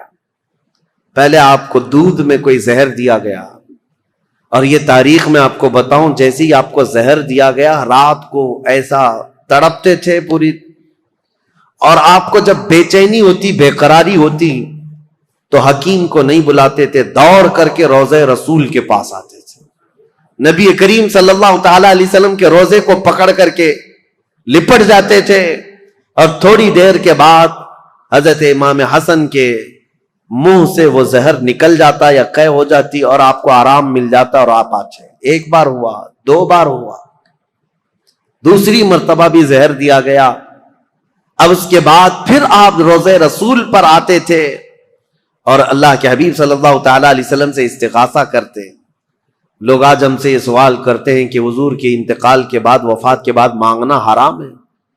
ان کے نواسے زہر پینے کے بعد خود رسول اللہ کی بارگاہ میں حاضر ہوتے اور شفا کی امید سے جاتے کہ اگر میرے مصطفیٰ دعا کر دیں تو اللہ تعالیٰ شفا عطا فرمائے گا۔ اور یہی حسن مجتبیٰ کا عقیدہ ہے جو بریلی کے امام نے دیا تھا۔ کیا ہے؟ بریلی کے امام نے یہ ہمیں بتایا تھا، شافی و نافی ہو تم، وافی و کافی ہو تم، درد کو کر دو دوا، تم پہ کروڑوں درود۔ حضرت حسن مجتبیٰ رضی اللہ تعالیٰ عنہ کو تیسری مرتبہ شربت میں ہیرے کی انی کاٹ کر کے، ٹکڑے کر کے، ہیرا جو ہوتا ہے اس کا جو برادہ ہوتا ہے پاؤڈر، یہ شربت میں ملا کر حضرت امام حسن کو پلایا گیا تھا۔ اور جیسے ہی یہ پلایا گیا، حضرت امام حسن رضی اللہ تعالیٰ عنہ کے پیٹ میں اتنی سخت تکلیف ہوئی کہ پوری انتڑیاں کٹ کٹ کر کے آپ کے منہ سے باہر آ گئی۔ ہیرا اگر کٹا ہوا ہیرا اگر کسی کے پیٹ میں چلا جائے تو وہ پوری انتڑیوں کو اور کلیجے کو سب کو پھاڑ دیتا ہے۔ حضرت حسن مجتبیٰ رضی اللہ تعالیٰ عنہ کو ہیرے کی انی کاٹ کر کے شربت میں ملا کر پلایا گیا، اور انتڑیاں کٹ کر کے جب باہر آتی تھیں اس وقت بھی آپ روضہ رسول کے پاس تھے۔ امام حسین رضی اللہ تعالیٰ عنہ اس وقت آپ کے پاس موجود تھے، اور آپ لپٹ کر کے روتے تھے اور کہتے تھے، بھائی جان آپ کو پتا ہے کس نے آپ کو زہر دیا اور کون یہ کام کر رہا ہے؟ اللہ کے لیے اللہ کا واسطہ دیتا ہوں، مجھے بتا دے۔ حضرت امام حسن کیا کہتے اپنے سگے بھائی امام حسین سے؟ کہتے کہ اگر میں بتا دوں جس کے بارے میں مجھے شک ہے، اور اگر وہ نہیں ہوا حقیقت میں، تو بلا وجہ میں کسی ایک شخص کے اوپر تہمت لگانے کے جرم میں قیامت کے دن پکڑا جاؤں گا، اور اگر وہی شخص ہے جس نے مجھے زہر دیا ہے میرے کہنے کے بعد، اگر وہی شخص ہے تو اس کو تو تم قتل کر ڈالو گے، اور شک میں ایک آدمی کا قتل ہمیشہ سر پر بوجھ رہتا ہے، اس لیے میں یہ معاملہ اللہ کے حوالے کرتا ہوں۔ بہت سارے لوگوں نے، شیعہ لوگوں نے تو روایتیں ہی بیان کی ان کی بیوی نے زہر دیا تھا۔ بہرحال روایتیں الگ الگ لائی گئی ہیں، لیکن صحیح روایت سے ثابت نہیں۔ امام حسن نے کبھی یہ نہیں کہا کس نے زہر دیا، یہاں تک کہ اپنے بھائی امام حسین رضی اللہ تعالیٰ عنہ کو کئی وصیتیں انہوں نے فرمائی، اور ایک وصیت امام حسن کی یہ تھی، سنیے بڑی دردناک بات ہے۔ اپنے انتقال سے پہلے اپنے بھائی امام حسین سے کہا، میرے چھوٹے بھائی میری ایک خواہش ہے، میرا جب انتقال ہو تو ماں عائشہ صدیقہ کے پاس جائیں اور ان سے اجازت لیں، ان کے حجرے میں جہاں رسول اللہ صلی اللہ تعالی علیہ وسلم دفن ہے، حسن کو بھی جگہ دے دی جائے، میں وہیں دفن ہونا چاہتا ہوں، اور اگر اس مسئلے میں کوئی اختلاف ہو جائے یا کوئی تعرض کرے یا کوئی معاملہ پیش آنے لگ جائے تو پھر تمہارے لیے وصیت ہے کہ میری ماں کے قدموں میں جنت البقیع میں دفن کر دیا جائے۔ امام حسین کو یہ جب وصیت کی، حضرت ابو ہریرہ بھی وہاں تھے۔ انتقال ہو گیا، آپ کی جنازہ پڑھی گئی، فرمایا گیا کہ اس دن پورے مدینے میں آپ کے جنازے پر اتنی بھیڑ تھی کہ اگر اوپر سے سوئی گرائی جاتی تو زمین پر نہیں گرتی، اتنے لوگوں کا مجمع تھا، پورا مدینہ بھر گیا تھا، بے اختیار لوگوں کی چیخیں نکلی تھی مدینہ طیبہ میں، کیونکہ امام حسن کو مدینہ طیبہ میں بچپن سے لوگوں نے دیکھا تھا۔ اب حضرت امام حسین سیدہ عائشہ صدیقہ کے گھر آئے، ام المومنین اس وقت باحیات تھیں، سیدہ عائشہ صدیقہ رضی اللہ تعالیٰ عنہا سے آ کر کے کہا کہ میرے بھائی کی یہ خواہش تھی کہ رسول اللہ صلی اللہ تعالیٰ علیہ وسلم کے حجرے میں دفن ہو جائیں۔ حضرت عائشہ صدیقہ نے اجازت دے دی، میری طرف سے اجازت ہے، جاؤ۔ رسول اللہ صلی اللہ علیہ وسلم ان سے بے حد پیار کرتے تھے، بہت محبت کرتے تھے، اگر وہ رسول اللہ کے پہلو میں رہیں گے تو یہ ان کا حق ہے۔ امام حسن کے لیے ماں عائشہ صدیقہ نے اجازت دے دی، اور جب امام حسین آئے تو مدینے کا جو گورنر تھا مروان، جس کو گورنری دی گئی تھی، والی مدینہ بنا تھا، حاکم تھا، یہ آیا اور تلوار نکال کر کھڑا ہو گیا، کہا کہ جب یہاں پر عثمان بن عفان نہیں دفن ہوئے تو پھر میں علی کے بیٹے کو بھی یہاں دفن ہونے نہیں دے سکتا۔ تلوار نکل گئے۔ حضرت امام حسین نے بھی تلوار نکالی تھی اس وقت کہ نہیں، طاقت کے زور پر ہی صحیح میرے بھائی حسن کا یہ حق ہے، وہ رسول اللہ کے قدموں میں دفن ہوں گے۔ لیکن جب یہ جنگ ہونے جیسی نوبت آئی تو حضرت امیر معاویہ، حضرت ابو ہریرہ رضی اللہ تعالیٰ عنہ جو کثرت سے رسول اللہ کی حدیثوں کے راوی ہیں، وہ اس وقت امام حسین کے پاس آئے اور کہا، پہلے تو انہوں نے مروان کو اتنی ڈانٹ لگائی اور کہا تو ظلم کی تلوار اپنے ہاتھ میں پکڑا ہے، تجھے پتا ہے کس کے متعلق یہ بات کی جا رہی ہے؟ رسول اللہ کے نواسے ہیں، جن کے گھر سے پوری دنیا میں شریعت نکلی ہے، جن کے گھر بے اجازت جبرائیل نہیں آتے تھے، تجھے پتا ہے؟ اور اس کے بعد جب وہ سر پھرا شخص مروان جنگ پر آمادہ تھا تو حضرت ابو ہریرہ نے امام حسین کو یہ سمجھایا، کہا کیا آپ کو اپنے بڑے بھائی کی یہ وصیت یاد نہیں؟ امام حسن نے یہ بھی وصیت کی تھی کہ اگر میرے جنازے پر اختلاف ہوا، کسی نے تعرض کیا تو زور زبردستی اور طاقت کا استعمال نہ کرنا، میری ماں کے قدموں میں جنت البقیع میں دفن کرنا۔ امام حسین کو جیسی انہوں نے یہ وصیت یاد دلائی، حضرت امام حسین پیچھے ہٹ گئے، اور پھر امام حسن کا جنازہ مبارکہ جنت البقیع میں لایا گیا، اور سیدہ فاطمۃ الزہرا رضی اللہ تعالیٰ عنہا کے قدموں میں حضرت امام حسن ہمیشہ کے لیے دفن ہو گئے۔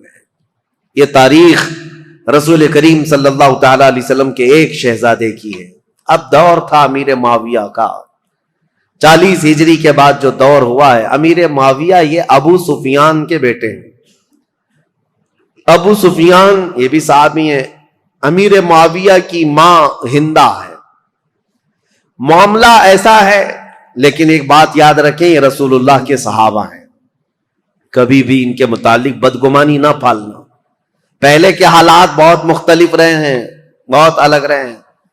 یہ ابو سفیان وہی ہیں جو جنگ بدر میں رسول اللہ کے مقابل میں آئے تھے، پورا مکہ لے کر کے، اور جنگ احد میں بھی حضور کے مقابل میں رہے، جنگ خندق میں بھی مقابل میں رہے، کئی جنگوں میں حضور صلی اللہ تعالی علیہ وسلم کے آمنے سامنے آئے۔ اس وقت امیر معاویہ بھی ان کے ساتھ ہی رہے، لیکن یہ پورا گھرانہ امیر معاویہ سے لے کر ابو سفیان اور ہندہ سارے لوگ جس دن مکہ فتح ہوا 7 ہجری، اس دن رسول اللہ صلی اللہ علیہ وسلم کے دامن سے وابستہ ہوئے، ایمان لائے۔ اس سے پہلے ایمان لائے ہوئے نہیں تھے، لیکن حضور کا یہ فرمان ہمیشہ یاد رکھنا، میرے آقا نے منبر پر کھڑے ہو کر کے اعلان فرمایا ہے، جو اسلام لاتا ہے، اسلام لانا اس سے پہلے کے سارے کاموں کو ختم کر دیتا ہے۔ کفر کیا، شرک کیا، گناہ کیا، جو کچھ بھی کیا تھا، لیکن اسلام لانے کے بعد پہلی والی چیزوں کا مواخذہ نہیں کیا جائے گا۔ اسلام ساری چیزوں کو مٹا دیتا ہے جو اسلام لاتا ہے، یہ فرمان ہمیشہ یاد رکھیں۔ تو صحابہ کو ان کے پرانے واقعات یاد دلا کر کے کبھی تان و تشنی کا نشانہ نہیں بنانا۔ بہت سارے ایسے چور آج آئے ہوئے ہیں سوشل میڈیا پہ، یہ خود ذلیل لوگ ہیں، جو ان صحابہ کی بات آتی ہے تو یہ کہتے ہیں کہ یہ لوگ تو دشمنان اسلام میں تھے، ڈر کر کے اسلام لائے تھے، مکہ جب فتح ہوا تو ان کے پاس کوئی چارہ ہی نہیں تھا، اس لیے اسلام لائے۔ ظالموں، تمہیں کیا خبر کون کس لیے اسلام لایا؟ ایک بات میں آپ کو بتاؤں، حضرت اسامہ بن زید رسول اللہ صلی اللہ علیہ وسلم کے بہت چہیتے صحابی ہیں، حضرت زید بن حارثہ کے بیٹے اسامہ بن زید، یہ اکثر رسول اللہ کے گھر میں بے تکلف آیا جایا کرتے تھے۔ ایک جنگ میں رسول اللہ نے انہیں بھیجا تھا، کفار و مشرکین سے مقابلہ کرتے کرتے پہاڑیوں سے کچھ لوگ اتر رہے تھے، حضرت اسامہ کے ہاتھ ایک آدمی آ گیا، اور حضرت اسامہ نے اس پر تلوار تان لی. سامنے والے نے پڑھا لا الہ الا اللہ محمد رسول اللہ. اس کے باوجود اسامہ بن زید نے اس کو قتل کر دیا. کہا ابھی میرے ہاتھ میں آیا ہے اور کلمہ پڑھ رہا ہے, تلوار اٹھایا ہوں یہ دیکھ کر کلمہ پڑھ رہا ہے. لیکن جو صحابہ تھے ان کو یہ بات بری لگی.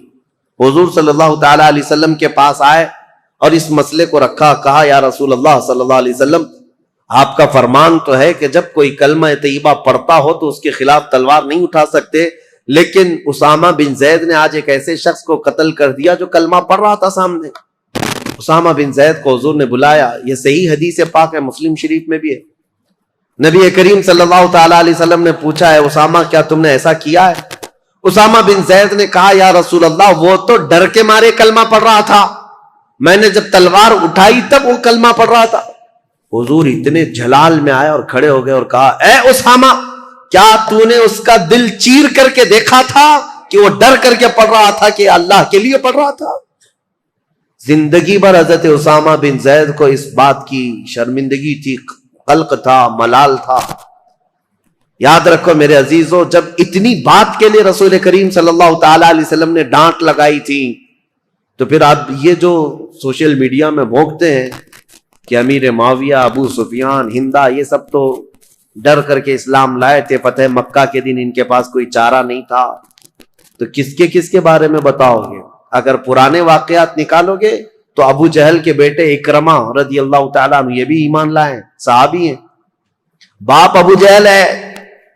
اور اگر اسی طرح پرانے معاملات لاؤ گے تو خالد بن ولید کے بارے میں کیا کہو گے, جنہوں نے مسلمانوں کی جیتی ہوئی جنگ کا پانسا پلٹ دیا تھا احد کے میدان میں.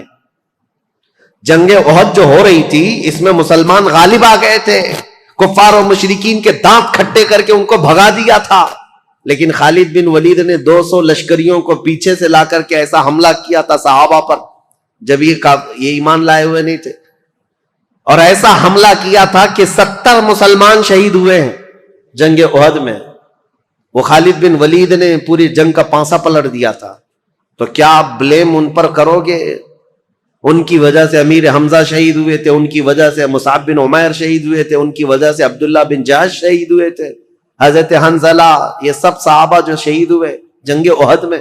نہیں میرے عزیزوں, جو کچھ بھی ہوا ہے یہ حالات کے تقاضوں کے ساتھ بڑھتا گیا, لیکن جب کبھی کسی نے ایمان قبول کر لیا, جو کوئی اسلام سے وابستہ ہو گیا, اس کے پرانے حالات نہیں یاد دلائے جاتے, بلکہ ان کے لیے اتنا ہی کافی ہے کہ وہ ایمان کی حالت میں میرے رسول اللہ کا دیدار کر لیا ہے.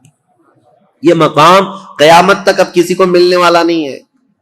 حضرت ابو سفیان رضی اللہ تعالیٰ عنہ یہ اگرچہ جنگوں میں حضور کے خلاف آتے رہے, لیکن فتح مکہ کے بعد جب اسلام لائے تو دل کے ساتھ, عقیدت کے ساتھ اور یقین کے ساتھ ایمان لائے ہوئے صحابہ میں سے.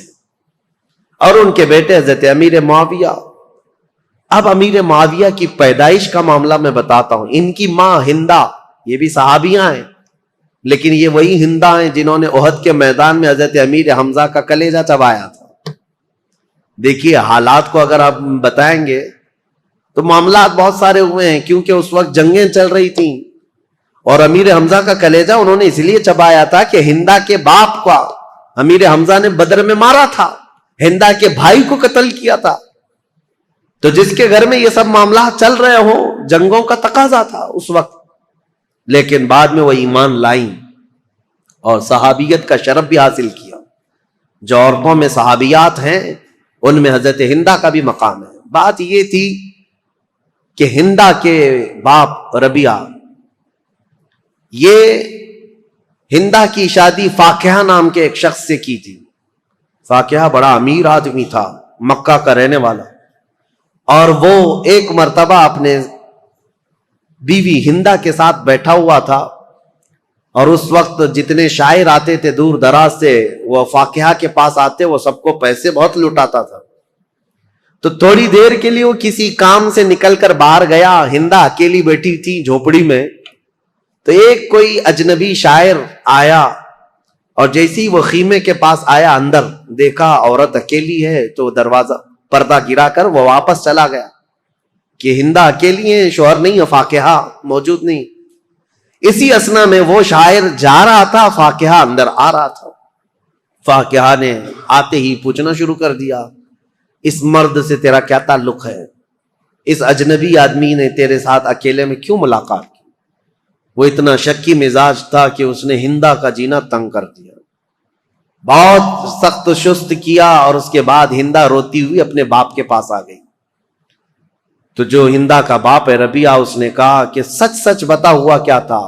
تو ہندا نے کہا جو جو اس وقت ان کے خداؤں کی قسمیں وہ کھاتی تھی سب کھائی. کہا کہ میرا دامن پاک ہے، میں نہ اس آدمی کو جانتی ہوں نہ پہچانتی ہوں، مجھے تو یہ پتا بھی نہیں کوئی آیا تھا، یہ تو میرے شوہر نے بتایا کہ کوئی آ کر کے بھی گیا ہے یہاں پر. ہندا نے یہ سب باتیں کی. اب معاملہ یہاں تک پہنچا کہ ہندا کے باپ نے یہ کہا کہ اس مسئلے کو ہم، ایک مشہور کاہن تھا، عیسائی کاہن جو ہوتے ہیں جوتش جس طرح کے، ان کے پاس جا کر کے اس مسئلے کو رکھیں گے. یمن کا رہنے والا ایک جوتش ہے جو باتیں بھوشمانی کرتا ہے، اس کے سامنے یہ مسئلے کو رکھیں گے اور جو حقیقت ہوگی وہ کھل کر کے آئے گی. ہندا نے کہا ٹھیک ہے چلتے ہیں. فاقہ سے کہا گیا تو وہ بھی چلنے کو تیار تھا. وہ اپنے ساتھ خاندان کو لے لیا، فاقہ کو، اور ہندا کی سہیلیاں اور اس کا باپ، یہ سارے لوگ نکل پڑے یمن. اور جیسے یمن پہنچے تو ہندا کے جسم میں پیلا پنانے لگ گیا اور وہ ڈر کے مارے کانپنے لگ گئی. ہندا، باپ نے کہا تو چور ہوگی پھر، یا تو ڈر رہی ہے. جیسے ہی ہم کاہن کے پاس آئے تو ڈرنے لگ گئی. کہا میں ڈر نہیں رہی ہوں اس بات سے کہ میں گناہگار ہوں، میں ڈر رہی ہوں اس بات سے کہ یہ اٹکل پچو مارنے والے جوتش لوگ، اگر اس کا بتایا ہوا کبھی غلط نکل گیا، میں تو ویسے گنہگار نہیں ہوں لیکن اس کا کہا ہوا سچ ہے، یہ کیسے 100% یقین ہوگا؟ اگر اس نے غلطی سے کہہ دیا کہ میں نے کوئی غلط کیا ہے تو پورے عرب میں میری بدنامی ہوگی اور ہمیشہ کے لیے میرا نام زانیوں میں شمار ہو جائے گا، اس لیے میں ڈر رہی ہوں. یعنی مکہ کے جاہل لوگ تھے، مکہ کے بت پرست تھے، جیسے بھی تھے، لیکن ان کو اس بات کا بھی یقین تھا کہ جوتش لوگ اٹکل پچو مارتے ہیں. وہ بتوں کی پوجا کرنے والے بھی جانتے تھے کہ یہ پورا پکا نہیں بولتے.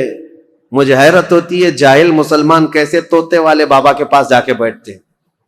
طوطا نکال رہا ہے اور اس کا بھوش بتا رہا ہے اور خود کا پتہ نہیں ہے، برج پر بیٹھا ہوا ہے، سڑک پر بیٹھا ہوا ہے اور پالا ہوا ایک طوطا چٹیاں نکال کر. بڑے شوق سے لوگ اپنا مستقبل، اپنا فیوچر پوچھ رہے ہوتے ہیں. اور حیرت کی بات ہے طوطا بھی بتا رہا ہے اور کچھ لوگ اپنا ہاتھ لے جا کر کے بتا رہے ہیں لکیر دیکھو اور بتاؤ ہمارا فیوچر کیسا ہے. لکیریں دیکھ کر کے بتانے والے. میرے عزیزو، اللہ تبارک و تعالیٰ نے تمہارے سامنے پورا قرآن رکھا ہے، دین اسلام کی مضبوطیاں ہیں. میرے آقا نے فرمایا جو کسی کاہن کے پاس اپنا ہاتھ لے کر گیا، حضور نے فرمایا فقط کفر بما انزل محمد، اس نے محمد کا انکار کر دیا. جو کچھ رسول اللہ پر اترا ہے اس کا اس نے انکار کر دیا. تمہارا یہ شیوا نہیں ہے کہ تم مسلمان اور جوتشوں کے پاس جاؤ اور اپنے گھر بنانے کے لیے واستو پرکار کا خیال کرتے رہو. یہ سب چیزیں جو توہمات ہیں یہ تمہارے حصے کی نہیں ہے، تمہاری نہیں ہے.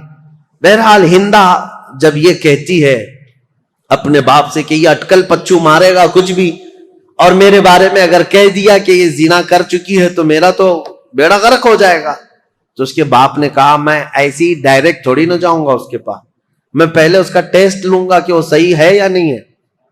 اس کے لیے ہندا کے باپ نے ایک تدبیر لی. گھوڑے کے دم کے نیچے ایک پھل کا دانہ چھپا کر کے رکھا اور اپنے پاس ایک ڈبیا رکھی اور اس میں بھی ایک چیز چھپا کر کے رکھی، اور جاتے ساتھ وہ جو کاہن تھا اس کے پاس دونوں جماعتیں گئی. اور جانے کے بعد ہندا کے باپ نے کہا جوتش صاحب، کاہن صاحب، ہم آپ کے پاس ایک مسئلہ لے کر آئے، لیکن اس سے پہلے ہم آپ کو آزمانا چاہتے ہیں کہ تم کہاں تک پہنچے ہوئے ہو. ہم کچھ کر کے لائے ہوئے ہیں اپنے ساتھ، وہ کیا ہے بتاؤ. اس جوتش نے کہا کہ تم جہاں آنے سے پہلے اپنے جانور کی پونچھ کے نیچے ایک دانہ دبا کر کے آئے ہو. اس نے صحیح بات کہی. کاہن جو ہوتے ہیں جوتش، ان کو شیطان کچھ خبریں دیتا ہے اور اس کے بعد جب اس نے صحیح صحیح بات بتائی، اس وقت کے کاہن یہ سب بتاتے تھے ستارہ دیکھ کر کے، تو ہندا کے باپ نے کہا دیکھو ہم نے جو ٹیسٹ لینا تھا وہ اس میں پکا نکلا ہے۔ اس کے بعد کہا اس جوتش سے کہ اب یہ بتاؤ ہم کیا مسئلہ لے کر کے یہاں پر آئے ہیں، اس میں ایک عورت کے بارے میں یہ الزام ہے کہ اس نے زنا کیا ہے اجنبی مرد سے۔ تو کہا عورتوں کو یہاں بٹھاؤ، کئی عورتیں تھیں، وہ سب کے پاس جاتا تھا، سونگتا تھا، کسی کے کندھے کو مارتا تھا، اس کے بعد ایک ایک عورت کو اس طرح سے مار مار کے الگ کیا۔ جب ہندا کی باری آئی تو کندھے پر مارا اور اس کے بعد کہا کھڑی ہو جاؤ، اور جیسی ہندا کھڑی ہوئی کہا کہ یہ عورت بالکل پاک و صاف ہے، اس نے آج تک کوئی دوسرے مرد سے کوئی بدکاری نہیں کی۔ اے لوگوں، میں تمہیں یہ بات بھی کہتا ہوں کہ یہ ہندا پاک ہے، اپنے شوہر کے بستر کو امانت کو اس نے بچائی ہے، اور یہ بھی میں تمہیں کہتا ہوں عنقریب اس کے گھر میں ایک بیٹا پیدا ہوگا جو پورے عرب کا بادشاہ ہوگا، اس کا نام معاویہ ہوگا۔ یہ کاہن نے پہلے ہی یہ خبر بھی دے دی۔ اب جیسی ہی ہندا کی پاکی اور برت اس نے بیان کیا تو جو شوہر تھا فاقیہ جلدی سے آ گیا، آجا میری بیگم، صاف ہے تو پاک ہے۔ ہندا نے جھٹک کر کہا ایسے شخص کے پاس تو میں اب زندگی بھر نہیں جا سکتی، مجھے اس سے طلاق چاہیے۔ اور اس کے بعد جب جوتش نے کہا ہے کہ میرے پیٹ سے ایک بیٹا پیدا ہونے والا جو بادشاہ ہوگا، میں تو یہ چاہتی نہیں کہ ایسے شکی آدمی سے کوئی بادشاہ پیدا ہو، میں یہ چاہتی نہیں ہوں۔ تو پھر ہندا کے باپ نے طلاق کروا دی، ختم ہو گئی۔ ہندا جیسی مکہ واپس آئی تو ہندا سے حضرت ابو سفیان نے نکاح کر لیا۔ اس وقت یہ ایمان لائے ہوئے لوگ نہیں تھے، ابو سفیان نے نکاح کیا، اور ابو سفیان اور ہندا کے نکاح سے حضرت امیر معاویہ پیدا ہوئے۔ امیر معاویہ بچپن سے ہی بہت ذہین تھے، حلیم الطبع، بردبار، ان کے اندر بھی برداشت کی طاقت بہت، معاملہ فہمی اور سیاست ان کے اندر بچپن سے تھی، لکھنے پڑھنے میں بھی شوق تھا۔ اس لیے حضور صلی اللہ تعالی علیہ وسلم پر جب وحی اترتی تھی، قرآن کی آیتیں آتی تھی، تو لکھنے والے جو تھے چند صحابہ تھے، ان میں حضرت امیر معاویہ کا نام ہے، وہ کاتبین وحی میں سے ہیں۔ قرآن لکھنے کے لیے حضور نے چند صحابہ کو خدمت پر مامور کیا تھا، امیر معاویہ بھی قرآن لکھنے والوں میں تھے، کاتب قرآن ہیں، اور قرآن کو انہوں نے اپنے ہاتھوں سے لکھا ہے۔ جو سب سے پہلے نازل ہوا قرآن یہ حضرت امیر معاویہ۔ لیکن مسئلہ یہ ہے کہ یہ 7 ہجری میں ایمان لائے اور 11 ہجری میں حضور کی وفات ہوئی۔ 3 سال رسول پاک صلی اللہ تعالی علیہ وسلم کا زمانہ پایا، لیکن معاملہ وہ نہیں ہو سکتا جو صدیق اکبر کا تھا، معاملہ وہ نہیں ہو سکتا جو عمر فاروق کا تھا، معاملہ وہ نہیں ہو سکتا جو عثمان غنی اور حیدر کرار کا تھا، کیونکہ وہ سابقین اولین میں سے تھے، سب سے پہلے اسلام لائے، اور رسول پاک صلی اللہ تعالی علیہ وسلم کی سب سے زیادہ تربیت حاصل کرنے والے وہ صحابہ تھے۔ بہرحال حضرت امیر معاویہ جب جوان ہوئے تو آپ کو حضرت ابوبکر صدیق نے ان کے سگے بھائی کے ساتھ ملک شام بھیجا۔ ان کے سگے بھائی کا نام بھی یزید ہے، یزید بن ابو سفیان۔ ابو سفیان کے 2 بیٹے ہیں جن کا نام یہاں میں ذکر کر رہا ہوں، ایک کا نام یزید اور ایک کا نام معاویہ۔ عربوں میں یہ رواج تھا، بار بار ریپیٹڈ نام رکھتے تھے، دادا کا نام پھر پوتے کو، پوتے کا نام پھر فلاں کو۔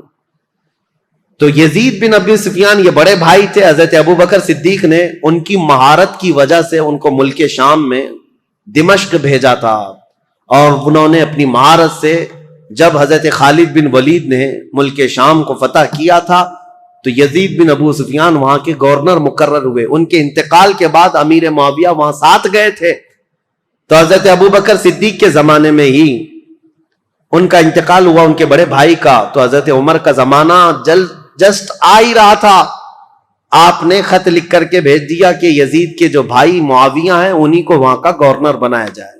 تو اب یہ رہی تاریخ امیر معاویہ کی۔ حضرت امیر معاویہ وہاں سے گورنر بن گئے ملک شام کے، دمشق کے، چلتی رہی ان کی گورنری۔ حضرت عمر کا زمانہ، حضرت عثمان کا زمانہ، یہ کل ملا کر 22 سال کا زمانہ ہوتا ہے۔ حضرت عمر 10 سال، حضرت عثمان 12 سال، حضرت عمر کے کچھ زمانے کے بعد وہ خلیفہ گورنر بنے تھے بہرحال. تو جب حضرت امیر معاویہ کو اتنی بڑی وہاں کی مہارت تھی، تجربہ حاصل تھا گورنری کا، ملک شام کی نس نس کو جانتے تھے، یہ امیر معاویہ پہلے شخص ہیں جنہوں نے بحری بیڑا شروع کیا اسلام میں. بحری بیڑا یعنی نیوی، فوج تیار کی، سمندری فوج بنائی. اور قبرص کو، جیسے کہ میں نے بتایا حضرت عثمان کے زمانے میں امیر معاویہ کی سپہ سالاری میں سائپرس ترکی کا جو علاقہ ہے وہ فتح ہوا، اور وہ 500 جہازیں حضرت امیر معاویہ نے سمندر میں اتاری تھی. اور پھر مصر میں ایک کارخانہ بنایا جہاں جہاز بنائے جاتے تھے. آپ کی عقل بہت زیادہ تیز، معاملہ فہمی بہت زیادہ تھی، کئی نئی چیزوں کو آپ نے ایجاد کیا حضرت امیر معاویہ نے. اب ان کی خلافت کا جو دور چلا ہے وہ اختلافات بہت زیادہ رہے، لیکن میرے عزیزوں اس وقت بڑے بڑے صحابہ موجود تھے. حضرت عمر کے بیٹے عبداللہ بن عمر، حضرت زبیر کے بیٹے عبداللہ بن زبیر، حضرت عبداللہ بن مسعود، حضرت عبداللہ بن زبیر اور حضرت ابو بکر صدیق کے بیٹے عبد الرحمن. یہ بڑے صحابہ میں تھے اس وقت، وہ سب موجود تھے. اور ان سبوں نے حضرت امیر معاویہ کی خلافت پر اجماع کر لیا کہ ٹھیک ہے، ہم نے تسلیم کر لیا. حالانکہ دیکھا جائے تو خلافت کے دعوے دار وہ بھی ہو سکتے تھے. باپ میرے ابو بکر صدیق ہیں، باپ میرے عمر فاروق ہیں، اور حضرت امام حسن بھی علی بن ابی طالب کے بیٹے ہیں، بڑے بڑے صحابہ کے بیٹے تھے. لیکن ان سبوں نے امیر معاویہ کی یہ پرانی مشق اور ان کی تجربہ کاری کی وجہ سے خلافت ان کے حوالے کر دیا. اب حضرت امیر معاویہ کی خلافت کے جو اہم کارنامے ہیں وہ یہ ہیں کہ افریقہ کے، شمال افریقہ کے کئی علاقے فتح ہوئے اور دائرہ اسلام میں آئے. اور سب سے پہلے 55 ہجری کی بات میں بتا رہا ہوں، 55 ہجری میں، اور بعض روایت میں 45 ہجری میں سب سے پہلی فوج امیر معاویہ نے بھیجی تھی جو سندھ کے علاقے میں، یعنی ہمارا پرانا جو ہندوستان تھا، یہاں سب سے پہلی محلب نام سے ایک سپہ سالار امیر معاویہ کے بھیجے ہوئے وہ ہندوستان تشریف لائے تھے. بعد میں باضابطہ لشکر کشی جو ہوئی ہے وہ محمد بن قاسم کا دور ہے، لیکن امیر معاویہ کے زمانے میں 45 ہجری میں ہی سندھ میں قدم رکھ دیے تھے. اب آپ اندازہ کریں، مسلمانوں کی سرحدیں نہیں تھیں، وہ عرب سے نکلے ہوئے لوگ وہاں سے اپنی سرحدیں بناتے ہوئے ہند کے علاقے تک پہنچ گئے. یہاں سندھ میں ایک عورت اس وقت حاکم تھی قبق نام کی، اور یہ بہت سخت قسم کی عورت تھی، اور یہ حاکم تھی، اور اس وقت یہاں ہندوستانیوں پر حکومت کرتی تھی، سندھ کے کچھ علاقوں پر حکومت کرتی تھی. جب حضرت محلب آئے امیر معاویہ کے سپہ سالار، تو یہ قبق نامی خاتون نے ان سے کوئی جنگ نہیں کی، بلکہ صلح پر منظوری دی، اور اس کے بعد یہ علاقہ وہ ان کے حوالے کر کے چلی گئی. سندھ کا کچھ علاقہ تاریخ ہے. امیر معاویہ نیشاپور، سمرقند، بخارا، ازبکستان کے علاقے جو جا چکے تھے ان کو دوبارہ حاصل کیا. ملک شام کے کئی علاقوں میں جو بغاوت پھیلی تھی اس بغاوت کو ٹھنڈا کیا، پھر ان علاقوں میں مضبوطی قائم کی. عراق کے وہ علاقے جو حضرت علی کے زمانے میں اور ان کے زمانے میں جنگوں کی وجہ سے اختلافات کے شکار ہو گئے تھے، حضرت امیر معاویہ نے ان سب جنگوں کو ٹھنڈا کر دیا. بردباری ایسی تھی، سیاست ایسی تھی امیر معاویہ کی، انہوں نے اپنے 3 بڑے مشیر ایڈوائزر بنائے تھے. ایک مغیرہ بن شعبہ، دوسرے عمرو بن عاص، تیسرے زیاد بن ابی سفیان. یہ حیرت کی بات میں آپ کو بتاؤں، حیرت کی بات کہ سگا بھائی ہے زیاد بن ابی سفیان، امیر معاویہ کے سگے بھائی ہیں، زیاد نام ہے. یہ سخت دشمنی کرتے تھے امیر معاویہ سے اور بہت کٹر حامی تھے مولا علی کے. ایک گھر میں حضرت علی بن ابی طالب کے سخت حامی تھے اور امیر معاویہ سے سخت دور. لیکن حضرت علی رضی اللہ تعالیٰ عنہ کی وفات کے بعد امیر معاویہ نے اپنی عقل اور دانائی سے ان کو قائل کر لیا اور واپس ان کو بلا لیا اور بصرہ کا انہیں گورنر بنایا. یہ زیاد بن ابی سفیان ایسے آدمی ہیں جن کے بارے میں کہا جاتا ہے کہ اگر یہ پہاڑوں کو بھی کہہ دے تو فرما بردار ہو جائیں. اتنی عقل کے ساتھ وہ معاملات چلاتے. جانوروں کو بھی اگر کہہ دے تو سیدھے لائن میں کھڑے ہو جائیں. زیاد بن ابی سفیان. یہ کون تھے؟ امیر معاویہ کے بھائی تھے اور ان کو انہوں نے اپنا ایڈوائزر بنایا ہوا تھا. اور عمرو بن عاص جنہوں نے پورا مصر فتح کیا، صحابی رسول ہیں، عمر میں بہت بڑے ہیں، لیکن مشورہ لینے کے لیے عرب کہتے تھے عمرو بن عاص کے پاس جاؤ. تو امیر معاویہ نے ان کو بنایا تھا. ظاہر سی بات ہے، آپ نے دیکھا وہ جنگ صفین میں کیا کیا. حضرت عمرو بن عاص نے بعد میں اعلان نہیں کر دیا تھا کہ میں اپنے فریق کو معزول نہیں کرتا. عمرو بن عاص امیر معاویہ کے مشیر خاص تھے. تیسرے تھے مغیرہ بن شعبہ، یہ بھی صحابی رسول ہیں، لیکن ایسے زیرک تھے یہ بھی، پورے کوفہ کو کنٹرول کرنے میں اور پورے عراق کو کنٹرول کرنے میں ان کا بڑا ہاتھ تھا. مغیرہ بن شعبہ، یہ 3 ایڈوائزر ایسے تھے جو امیر معاویہ کے شانہ بشانہ رہتے تھے. ان تینوں مشیروں سے یہ اپنی پوری حکومت کے سرحدیں کہاں تک پھیلا چکے تھے. بیٹھے تھے دمشق میں اور حکومت کی سرحد ان کی ہندوستان تک تھی. ایران بھی تھا، عراق بھی تھا، مصر بھی تھا، یمن بھی تھا، شام بھی تھا، پورا آج کے دور کا عرب تھا، حجاز، نجد، اور پھر اس کے علاوہ آرمینیا، آذربائیجان، ترکی، یہ سب علاقے. اتنا ہونے کے بعد پھر افریقہ کے ساحلی علاقے پورے کے پورے امیر معاویہ کی زیر نگرانی تھی. یہ اتنا بڑا خطہ ہے، میں آپ کو کہوں تو یہ بیجا نہ ہوگا کہ خلافت راشدہ کے ختم ہونے کے بعد امیر معاویہ وہ تنہا خلیفہ یا حاکم ہیں جنہوں نے ایک وقت میں 3 بر اعظموں پر اپنی حکومت جاری کی. 3 انٹر کانٹیننٹل، افریقہ، یورپ اور پھر ایشیا کا تو تھا ہی حصہ. ان سب علاقوں میں اسلام کی سرحدیں پھیلائی. اب حضرت امیر معاویہ رضی اللہ تعالیٰ عنہ کے جو اہم کارنامے تھے، اسلام کی وسعت ہوتی رہی، لیکن جو جنگوں کو انہوں نے ٹھنڈا کیا وہ ایسے ٹھنڈا کیا تھا. کہتے ہیں کہ کوفہ شہر میں مغیرہ بن شعبہ حاکم تھے. ایسا حال تھا کہ اگر راستے میں کسی کا ایک سکہ گر جائے تو کوئی دوسرا آدمی اٹھاتا نہیں تھا جب تک وہ سکے کا آدمی خود نہیں آ جاتا تھا. کوئی دوسرا آدمی چھوتا تک نہیں تھا. اور عورتیں اپنے گھر کا دروازہ بند کیے بغیر رات کو سوتی تھیں، کسی کو ڈر نہیں تھا کہ کوئی گھر میں آ جائے. یہ نظام اتنا ٹائٹ بنا کر کے رکھا تھا. امیر معاویہ کا ڈر تھا لوگوں کے اندر.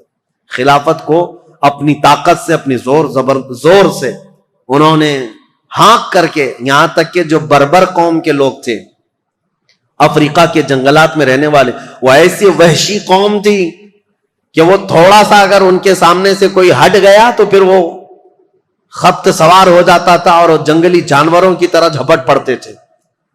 ایسی قوم کے لیے امیر معاویہ نے ایک پوری فوجی چھاونی ان کے ہاں قائم کر دی، جس کا سپہ سالار عقبہ بن نافع کو بنایا. وہ ہمیشہ ان کے اوپر سوار رہتے تھے بربر قوم پر، اور وہ ہمیشہ ان کی فرما بردار رہتی تھی.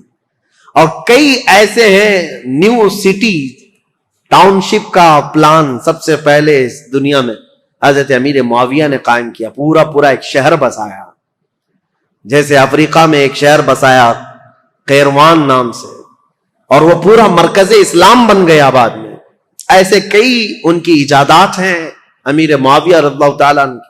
بحری بیڑے پیدا کرنا، فوج کو ترتیب کے ساتھ، الگ الگ مقدموں کے ساتھ، الگ الگ ٹکڑیوں کے ساتھ، نام کے ساتھ بنانا.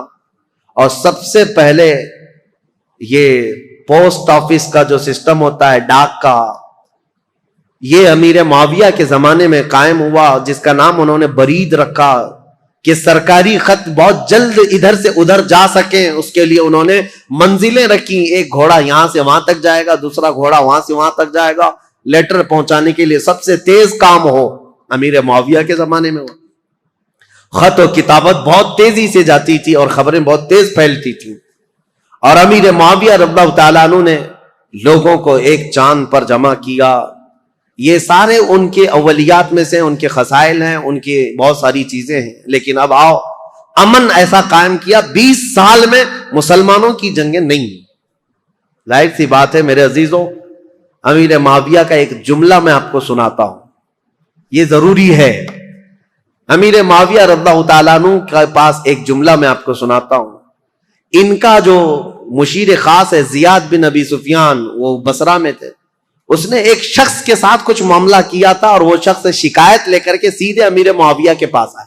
امیر معاویہ نے دسترخوان بچھایا, کھانا کھلایا اور اس کے ساتھ اچھا معاملہ کیا. یہ بات زیاد بن ابی سفیان کو پتہ چلی کہ یہ تو خلیفہ اسلام کے پاس چلا گیا تھا, تو وہ آیا اور حضرت امیر معاویہ کے پاس کہا ایسے تو معاملات خراب ہو جائیں گے, میں نے اس کے ساتھ باز پرس کی ہے اور آپ یہاں پر اس کے ساتھ نرمی کر رہے ہیں, حمایت کر رہے ہیں. ابو حضرت امیر معاویہ نے کہا تھا ایک بات یاد رکھو, ترازو کے دونوں پلے ایک طرح نہ رہنے چاہیے, بلکہ میں نرمی کرتا رہوں اور تو سختی کرتا رہے, اسی سے جماعت میں انتشار سے محفوظ رہے گی. اور ان کو سختی کرنے کا حکم تھا, حضرت امیر معاویہ گلے لگاتے تھے, ان کی سیاست تھی. اور پھر یہ فرماتے تھے ان کا یہ جملہ کہ جہاں میرا کوڑا کام کر جاتا ہے میں وہاں تلوار نہیں اٹھاتا, اور جہاں زبان کام کرتی ہے وہاں کوڑا نہیں اٹھاتا, اور جہاں یہ سب کام نہیں کرتے ان کی گردنوں پر تلوار رکھ دیتا ہوں. یہ امیر معاویہ کی سیاسیات میں سے تھے. حتیٰ کہ اب میں ان معاملات کو رکھ دیتا ہوں چونکہ یہ ضروری ہے, جو افواہ پھیلانے والے, دیکھیں میں اتنی دیر تک تقریر کیا اور حضرت امیر معاویہ پر اتنی دیر بولنا, یہ بہت احتیاط کے ساتھ بولنے کی ضرورت ہوتی ہے, کیونکہ جنگوں کا دور, اختلافات کا دور. ہاں ہوئے ہیں معاملات, جو نااہل تھے وہ حضرت علی کو گالیاں دیتے تھے ممبر پر بیٹھ کر کے, سب وہ شتم کرتے تھے. خود میں نے بتایا مروان بن حکم جو مدینے کا گورنر تھا وہ حضرت علی کی شان میں برا بھلا کہتا تھا. اور ایسا نہیں ہے کہ یہ لوگ سب وہ شتم کرتے تھے, گالیاں دیتے تھے, ایسا نہیں. کوفہ والے جو لوگ تھے وہ امیر معاویہ کو گالیاں دیتے تھے. یہ سب تو چلتا رہا. ایک صحابی حجر بن عدی جو حضرت علی کے کٹر حامی تھے, ان کا قتل ہو گیا اسی بات پر. وہ حضرت امیر معاویہ کو اور مغیرہ بن شعبہ کو بہت سخت جملے کہتے تھے کہ تم لوگ نااہل لوگ خلافت میں آ گئے, رسول اللہ کے گھر والوں کی یہ خلافت ہے. اس بات پر حضرت امیر معاویہ ان کو نذرانے بھیجتے تھے, ان کو تحفے دیتے تھے. مغیرہ بن شعبہ بھی ان کے وظیفے بڑھا دیتے تھے, حالانکہ ان کے سخت جملے سنتے تھے حجر بن عدی کے. لیکن جو نااہل, بعد میں ایک بار مغیرہ بن شعبہ کوفہ سے باہر گئے تھے اور کسی دوسرے شخص کو گورنر بنا کر گئے تھے, اور حجر بن عدی جو صحابی, یہ حجر بن عدی کون ہے بتاؤں میں آپ.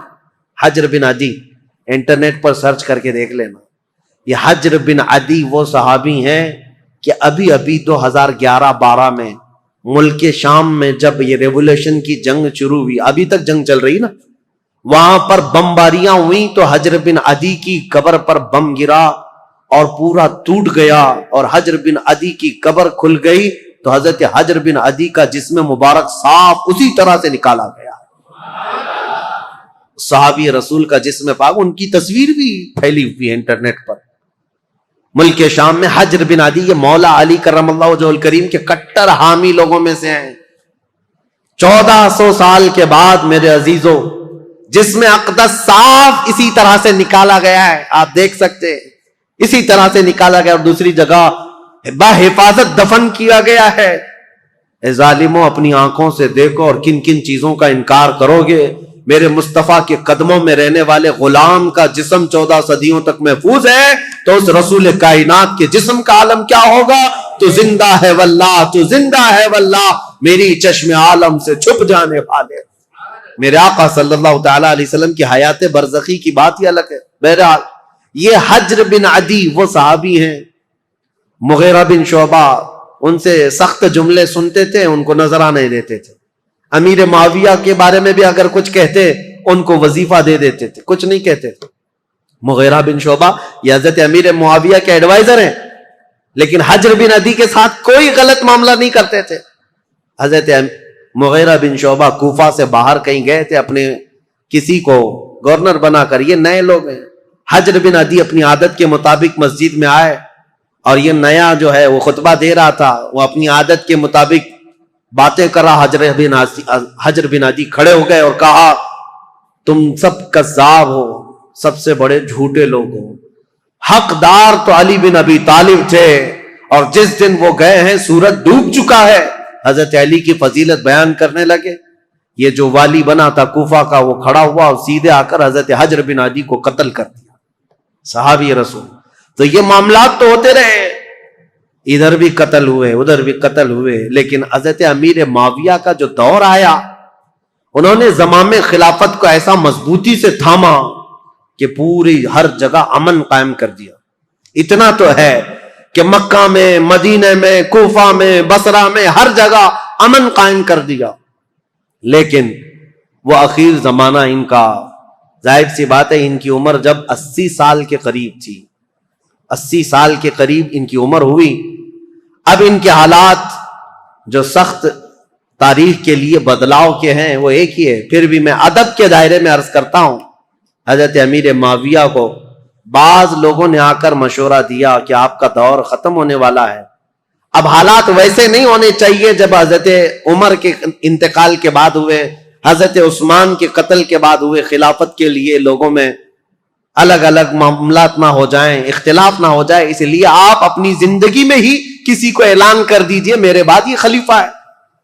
مسلمانوں کو ویسے بھی خلیفہ کی بات ماننا ضروری ہے، آپ کی بات سب لوگ مان لیں گے۔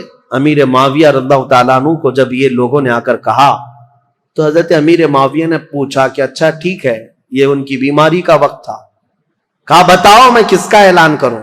چاپلوس لوگ تھے، چاپلوسی کرتے ہوئے کہا کہ آپ کے گھر میں یہ خلافت زیب جیتی ہے، آپ کا بیٹا یزید ہے، اس کو آپ خلیفہ کا اعلان کر دیجئے۔ یہاں سے اب تاریخ بدل جاتی ہے، اسلامی تاریخ یہاں آ کر کے بہت سخت ہو گئی ہے۔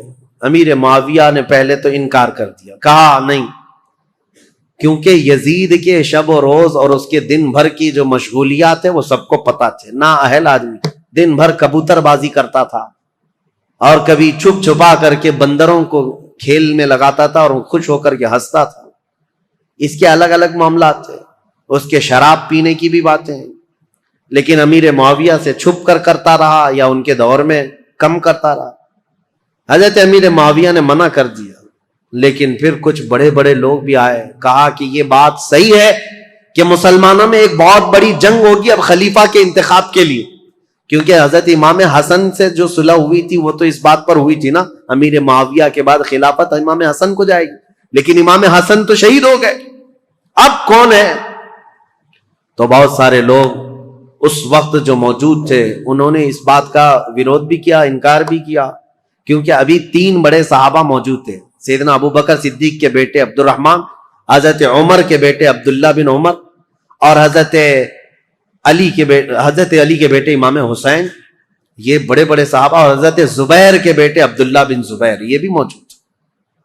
تو ایک صحابی آئے حضرت امیر معاویہ کے پاس، احنف بن قیس، انہوں نے کہا کیا ہی اچھا ہوگا کہ آپ اعلان کر دیں عبداللہ بن عمر کے نام پر، ان سے افضل کوئی نہیں ہے، کیونکہ وہ بڑے صحابی ہیں، رسول اللہ کا زمانہ پائے ہوئے۔ امیر معاویہ رضی اللہ تعالیٰ عنہ کے سامنے یہ سب معاملات تھے۔ انہوں نے پھر مغیرہ بن شعبہ کو بلایا جو کوفہ کے گورنر تھے، زیاد بن ابی سفیان کو بلایا، پھر پوچھا تو انہوں نے کہا کہ جیسا آپ کہنا چاہتے ہیں ہم کرنے کو تیار ہیں، ہم لوگوں کو سنبھال لیں گے جیسے 20 سال سے سنبھال رہے ہیں۔ تو امیر معاویہ نے خط لکھ دیا سب کے نام پر کہ میری زندگی آخر دور کو پہنچ چکی ہے، اے مسلمانوں میں اپنی زندگی میں اعلان کرتا ہوں میرے بعد میرا بیٹا یزید بن معاویہ تخت خلافت کا جانشین ہے۔ مغیرہ بن شعبہ لے کر کے گئے، انہوں نے تو نافذ کر دیا، زیاد بن ابی سفیان جو تھے انہوں نے بھی نافذ کر دیا۔ اب مدینے کا مسئلہ تھا، مدینے میں مروان تھا، مروان کو لکھ کر کے بھیجا گیا، لیکن اس میں نام نہیں لکھا گیا۔ پہلے خط میں یہ لکھا گیا کہ امیر معاویہ یہ چاہتے ہیں مسلمانوں میں جنگ نہ ہو، اس لیے اپنی زندگی میں کسی کے خلیفہ ہونے کا اعلان کرنا چاہتے ہیں۔ مروان نے سارے بڑے صحابہ کو بھی بلایا جو موجود تھے، سب سے یہ مشورہ لیا کہ خلیفہ وقت امیر معاویہ کا یہ کہنا ہے، ان کی رائے یہ ہے۔ سبوں نے کہا اچھا ہی ہوگا، پھر ایک نئے خلیفہ کو چننے کے لیے لڑائیاں ہوں گی، امیر معاویہ اگر اعلان کریں گے تو کسی اچھے کا کریں، کیونکہ نام نہیں تھا اس وقت۔ سب مدینے والے اس بات پر راضی ہو گئے، ٹھیک ہے۔ اس کے بعد امیر معاویہ کو جب یہ خبر پہنچی کہ سب معاملہ ٹھیک ہے، راضی ہیں، تو دوسرے خط میں انہوں نے بھیجا کہ ہاں میں اعلان کرتا ہوں کہ میرا بیٹا یزید تخت خلافت کا جانشین ہوگا۔ یہ خط جیسی آیا مروان نے اب جن لوگوں کو بلایا اس میں بہت سارے لوگ تھے، تابعین اور صحابہ. اس نے کہا امیر معاویہ نے اپنے بیٹے کے خلافت کا اعلان کیا ہے. سب سے پہلے اب مروان نے جو بات کہی یہ کہی تھی، رسول اللہ صلی اللہ تعالی علیہ وسلم کی سنت پر اور ابو بکر اور عمر رضی اللہ تعالیٰ عنہ کی سنت پر امیر معاویہ اپنے بیٹے کو خلیفہ کا اعلان کر رہے ہیں. تو حضرت عبد الرحمن کھڑے ہو گئے، عبد الرحمن بن ابو بکر. کہا جھوٹ بول رہے ہو، یہ کہو رسول اللہ کی سنت اور ابو بکر و عمر کی سنت نہیں، عیسائی بادشاہ ہرقل اور عظیم الروم کی سنت پر کہ ان کے ہاں ایک بادشاہ مرتا ہے تو بیٹا خلیفہ بنتا ہے. اسلام میں ایسا نہیں، تم جھوٹ بول رہے ہو. ابو بکر اور عمر کی سنت ہوتی تو ابو بکر نے اپنے بیٹے کو خلیفہ نہیں بنایا، عمر نے اپنے بیٹے کو خلیفہ نہیں بنایا، بلکہ ان خلفاء نے اپنے خاندان کو خلافت سے دور رکھا رضوان اللہ علیہم اجمعین. حضرت عبد الرحمن بن ابو بکر کھڑے ہو گئے.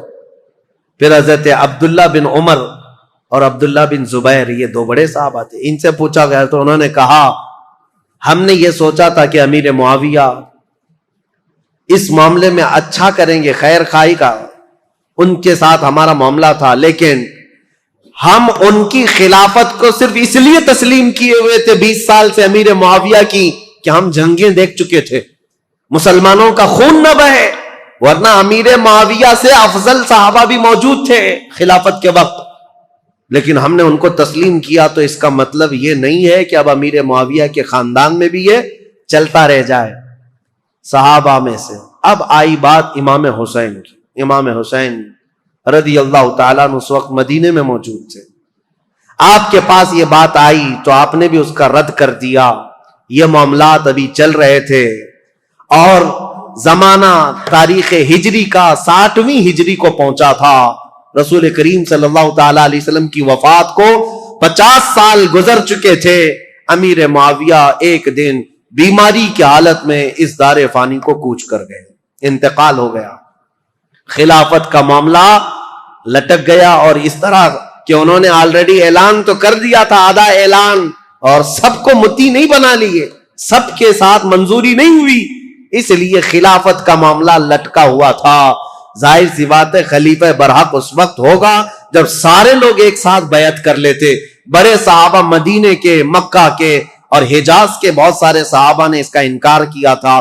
کوفہ کے بھی بہت سارے صحابہ جو موجود تھے انہوں نے انکار کیا تھا کہ یہ وصیت نہیں مانی جائے گی، مسلمانوں کے معاملات مسلمانوں کے ہاتھ میں رکھے جائیں، وہ جسے چاہیں منتخب کریں.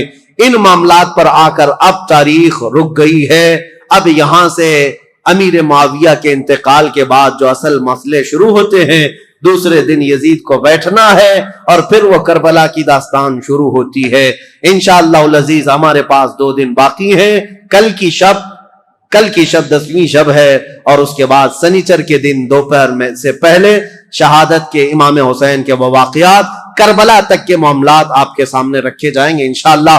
میں نے تاریخ اسلام کو حضور اکرم صلی اللہ تعالی علیہ وسلم کی بعثت سے پہلے سے لے کر عرب کے حالات، دنیا کے حالات سے لے کر یہاں تک بیان کیا. صدیق اکبر کا زمانہ، فاروق اعظم کا زمانہ، عثمان بن عفان کا زمانہ، حیدر کرار کا زمانہ رضی اللہ عنہم اجمعین، امام حسن مجتبی اور ان کے بعد امیر معاویہ کی 20 سالہ خلافت کا دور. اس کے بعد جو حالات آئے وہ مسلمانوں کے لیے بڑے گمبھیر حالات ہیں. پھر ہمارے درمیان انتشار ہوا، افتراق ہوا، جماعتیں بنی، ٹکڑیاں بنی اور فرقے بنے، اور اتنے بنے کہ اس کا دروازہ آج تک نہیں بند ہوا اور اس وقت تک بند نہیں ہوگا جب تک کہ میرے آقا صلی اللہ تعالی علیہ وسلم کے فرمان کے مطابق 4 خلفائے راشدین کے زمانے کے بعد، وہ عدل، مساوات، امن کے دور کے بعد، قیامت کے قریب ایک اور بار پوری دنیا میں عدل قائم ہوگا،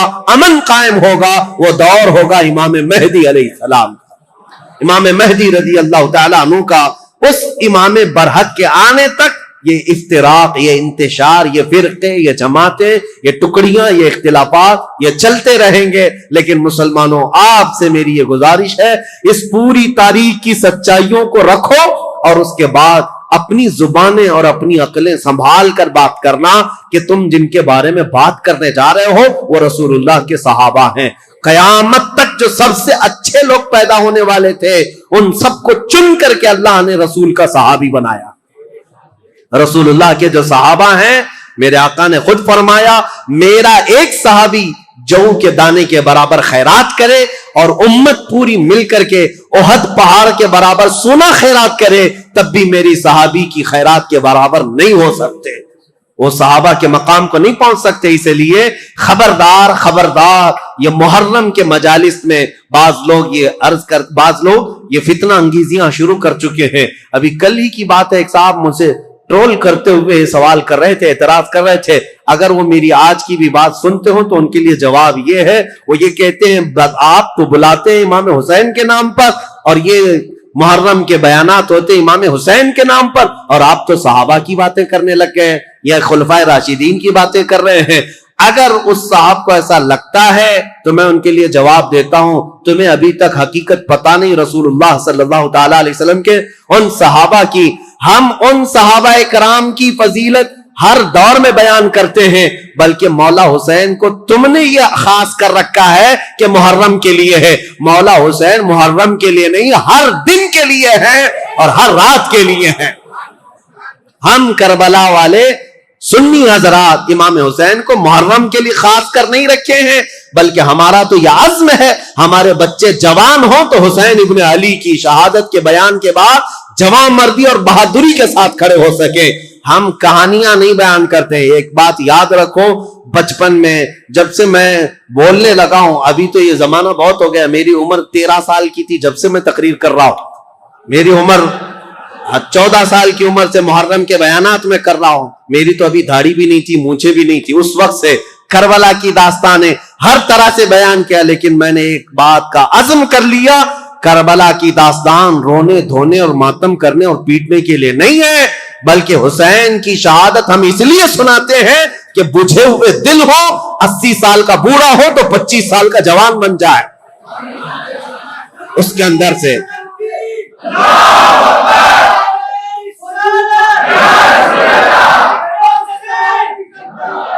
میرے عزیزوں, یہ ہے عزیزان گرامی وقار مولا حسین ابن علی رضی اللہ تعالیٰ عنہ کا ذکر پاک ہم اس لیے کرتے ہیں کہ بزدلی ختم ہو جائے, ڈر ختم ہو جائے.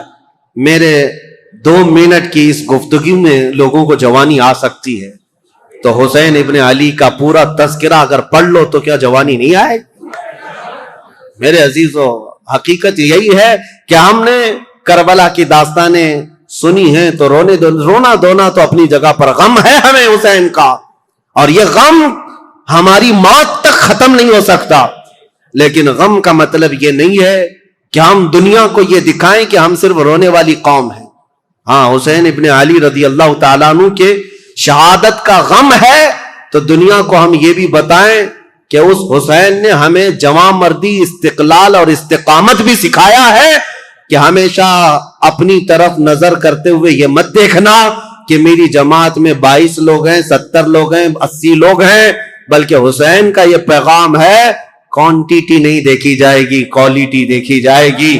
چاہے 22,000 کی تعداد ہو کہ 22 لاکھ کی تعداد ہو. اسی لیے آج میں اکثر یہ جملہ کہتا ہوں جب لوگ ہم سے یہ کہتے ہیں مولانا آپ جس ملک میں رہ رہے ہیں ہم مائنورٹی میں ہیں, حالات اچھے نہیں ہیں, ہم ان سے یہی کہتے ہیں میرے ہاں آج کی مائنورٹی دیکھ رہے ہو آپ 30 کروڑ کی تعداد میں ہو کر کے بھی ابھی بھی کہتے ہو ہم مائنورٹی میں ہیں. دنیا کی سب سے بڑی مائنورٹی میں تو حسین تھے جو کربلا کے میدان میں اترے. انہوں نے کبھی یہ جملہ نہیں کہا کہ ہم تعداد میں کم ہیں, بلکہ اپنے ہر بیٹے کو میدان میں اتارا, 6 مہینے کے بچے کو بھی لے کر کے آ گئے اور مولا رب العالمین کی بارگاہ میں اس کی شہادت پر یہ نہیں کہا میں مظلوم مارا گیا, میرا بیٹا مارا گیا, بلکہ رب العالمین کی بارگاہ میں اس حسین نے یہ عرض کیا تھا پورے مسلمانوں کو پیغام دیتے ہوئے, اے اللہ دین اسلام پر آنے والی مصیبتوں پر میرے 6 ماہ کے بچے کی قربانی بھی قبول فرما رب العالمین کی بارگاہ میں. اسی لیے عزیزان گرامی وقار, ہماری اب یہ جو کربلا کی تاریخ شروع ہوتی ہے وہ امیر معاویہ کے انتقال کے بعد اب ملک شام کے جو حالات بدلے، دمشق کے حالات بدلے، کوفہ کے حالات بدلے، مدینہ طیبہ کے حالات بدلے. یہاں عبداللہ بن زبیر مکہ میں تھے، عبداللہ بن عمر مدینہ میں تھے. ان سب صحابہ کے درمیان جو ایک کشمکش چل رہی تھی، اب اگلا دور کس کا ہوگا، اب کیسے ہوگا. ان حالات میں جو حالات برے ہوئے صحابہ کے ساتھ، اب وہ تاریخ کی کڑوی باتیں بھی کل ہمیں سننے کے لیے جگر رکھنا ہے. اللہ کریم ہماری تاریخ کی سچائیوں میں آنے والے جو برے واقعات ہیں ان سے قوم مسلم کو عبرت لینے کی توفیق عطا فرمائے. رب العالمین ہمیں ہر یزیدی فتنے سے محفوظ فرمائے. جنہوں نے اسلام کی بیخکنی جڑ اکھاڑنے کی سازشیں کی ہیں، رب العالمین ان کی تمام نسلوں کو ختم فرمائے. جو اسلام اور بانی اسلام کی طرف انگلی اٹھائے، رب العالمین تو اس ظالم گستاخ کو کیفر کردار تک پہنچا. اور مولا کریم اسلام کے اس کھیتی کو، اس باغیچے کو خزاں پہنچنے سے اس کو لہلہاتا ہوا سرسبز و شاداب فرما دے. آج زمانے کو پھر سے ہے ضرورت حسین کی، اور ہر دور میں جو یزیدی فتنہ آتا ہے اس دور کو ختم کرنے کے لیے مولا تیری بارگاہ میں اس محرم کے مجالس میں ہم یہ دعا کرتے ہیں. ہمارے مجمع میں، ہمارے جلسوں میں، ہمارے محلے میں اب فاطمہ کا بیٹا حسین تو نہیں آ سکتا. مولا حسین کی چھاؤں میں پلنے والا کوئی جوان قائد ہمیں عطا فرما، غلام حسین عطا فرما، جو صلاح الدین کا بازو لے کر آئے، جو خالد بن ولید کی تلوار لے کر آئے، جو شہاب الدین کا حوصلہ لے کر آئے، جو اورنگزیب کی دانائی لے کر کے آئے. رب العالمین ہم سب مسلمانوں کو کھوئی ہوئی عزت اور وقار عطا فرما. وآخر دعوانا الحمدللہ رب العالمین.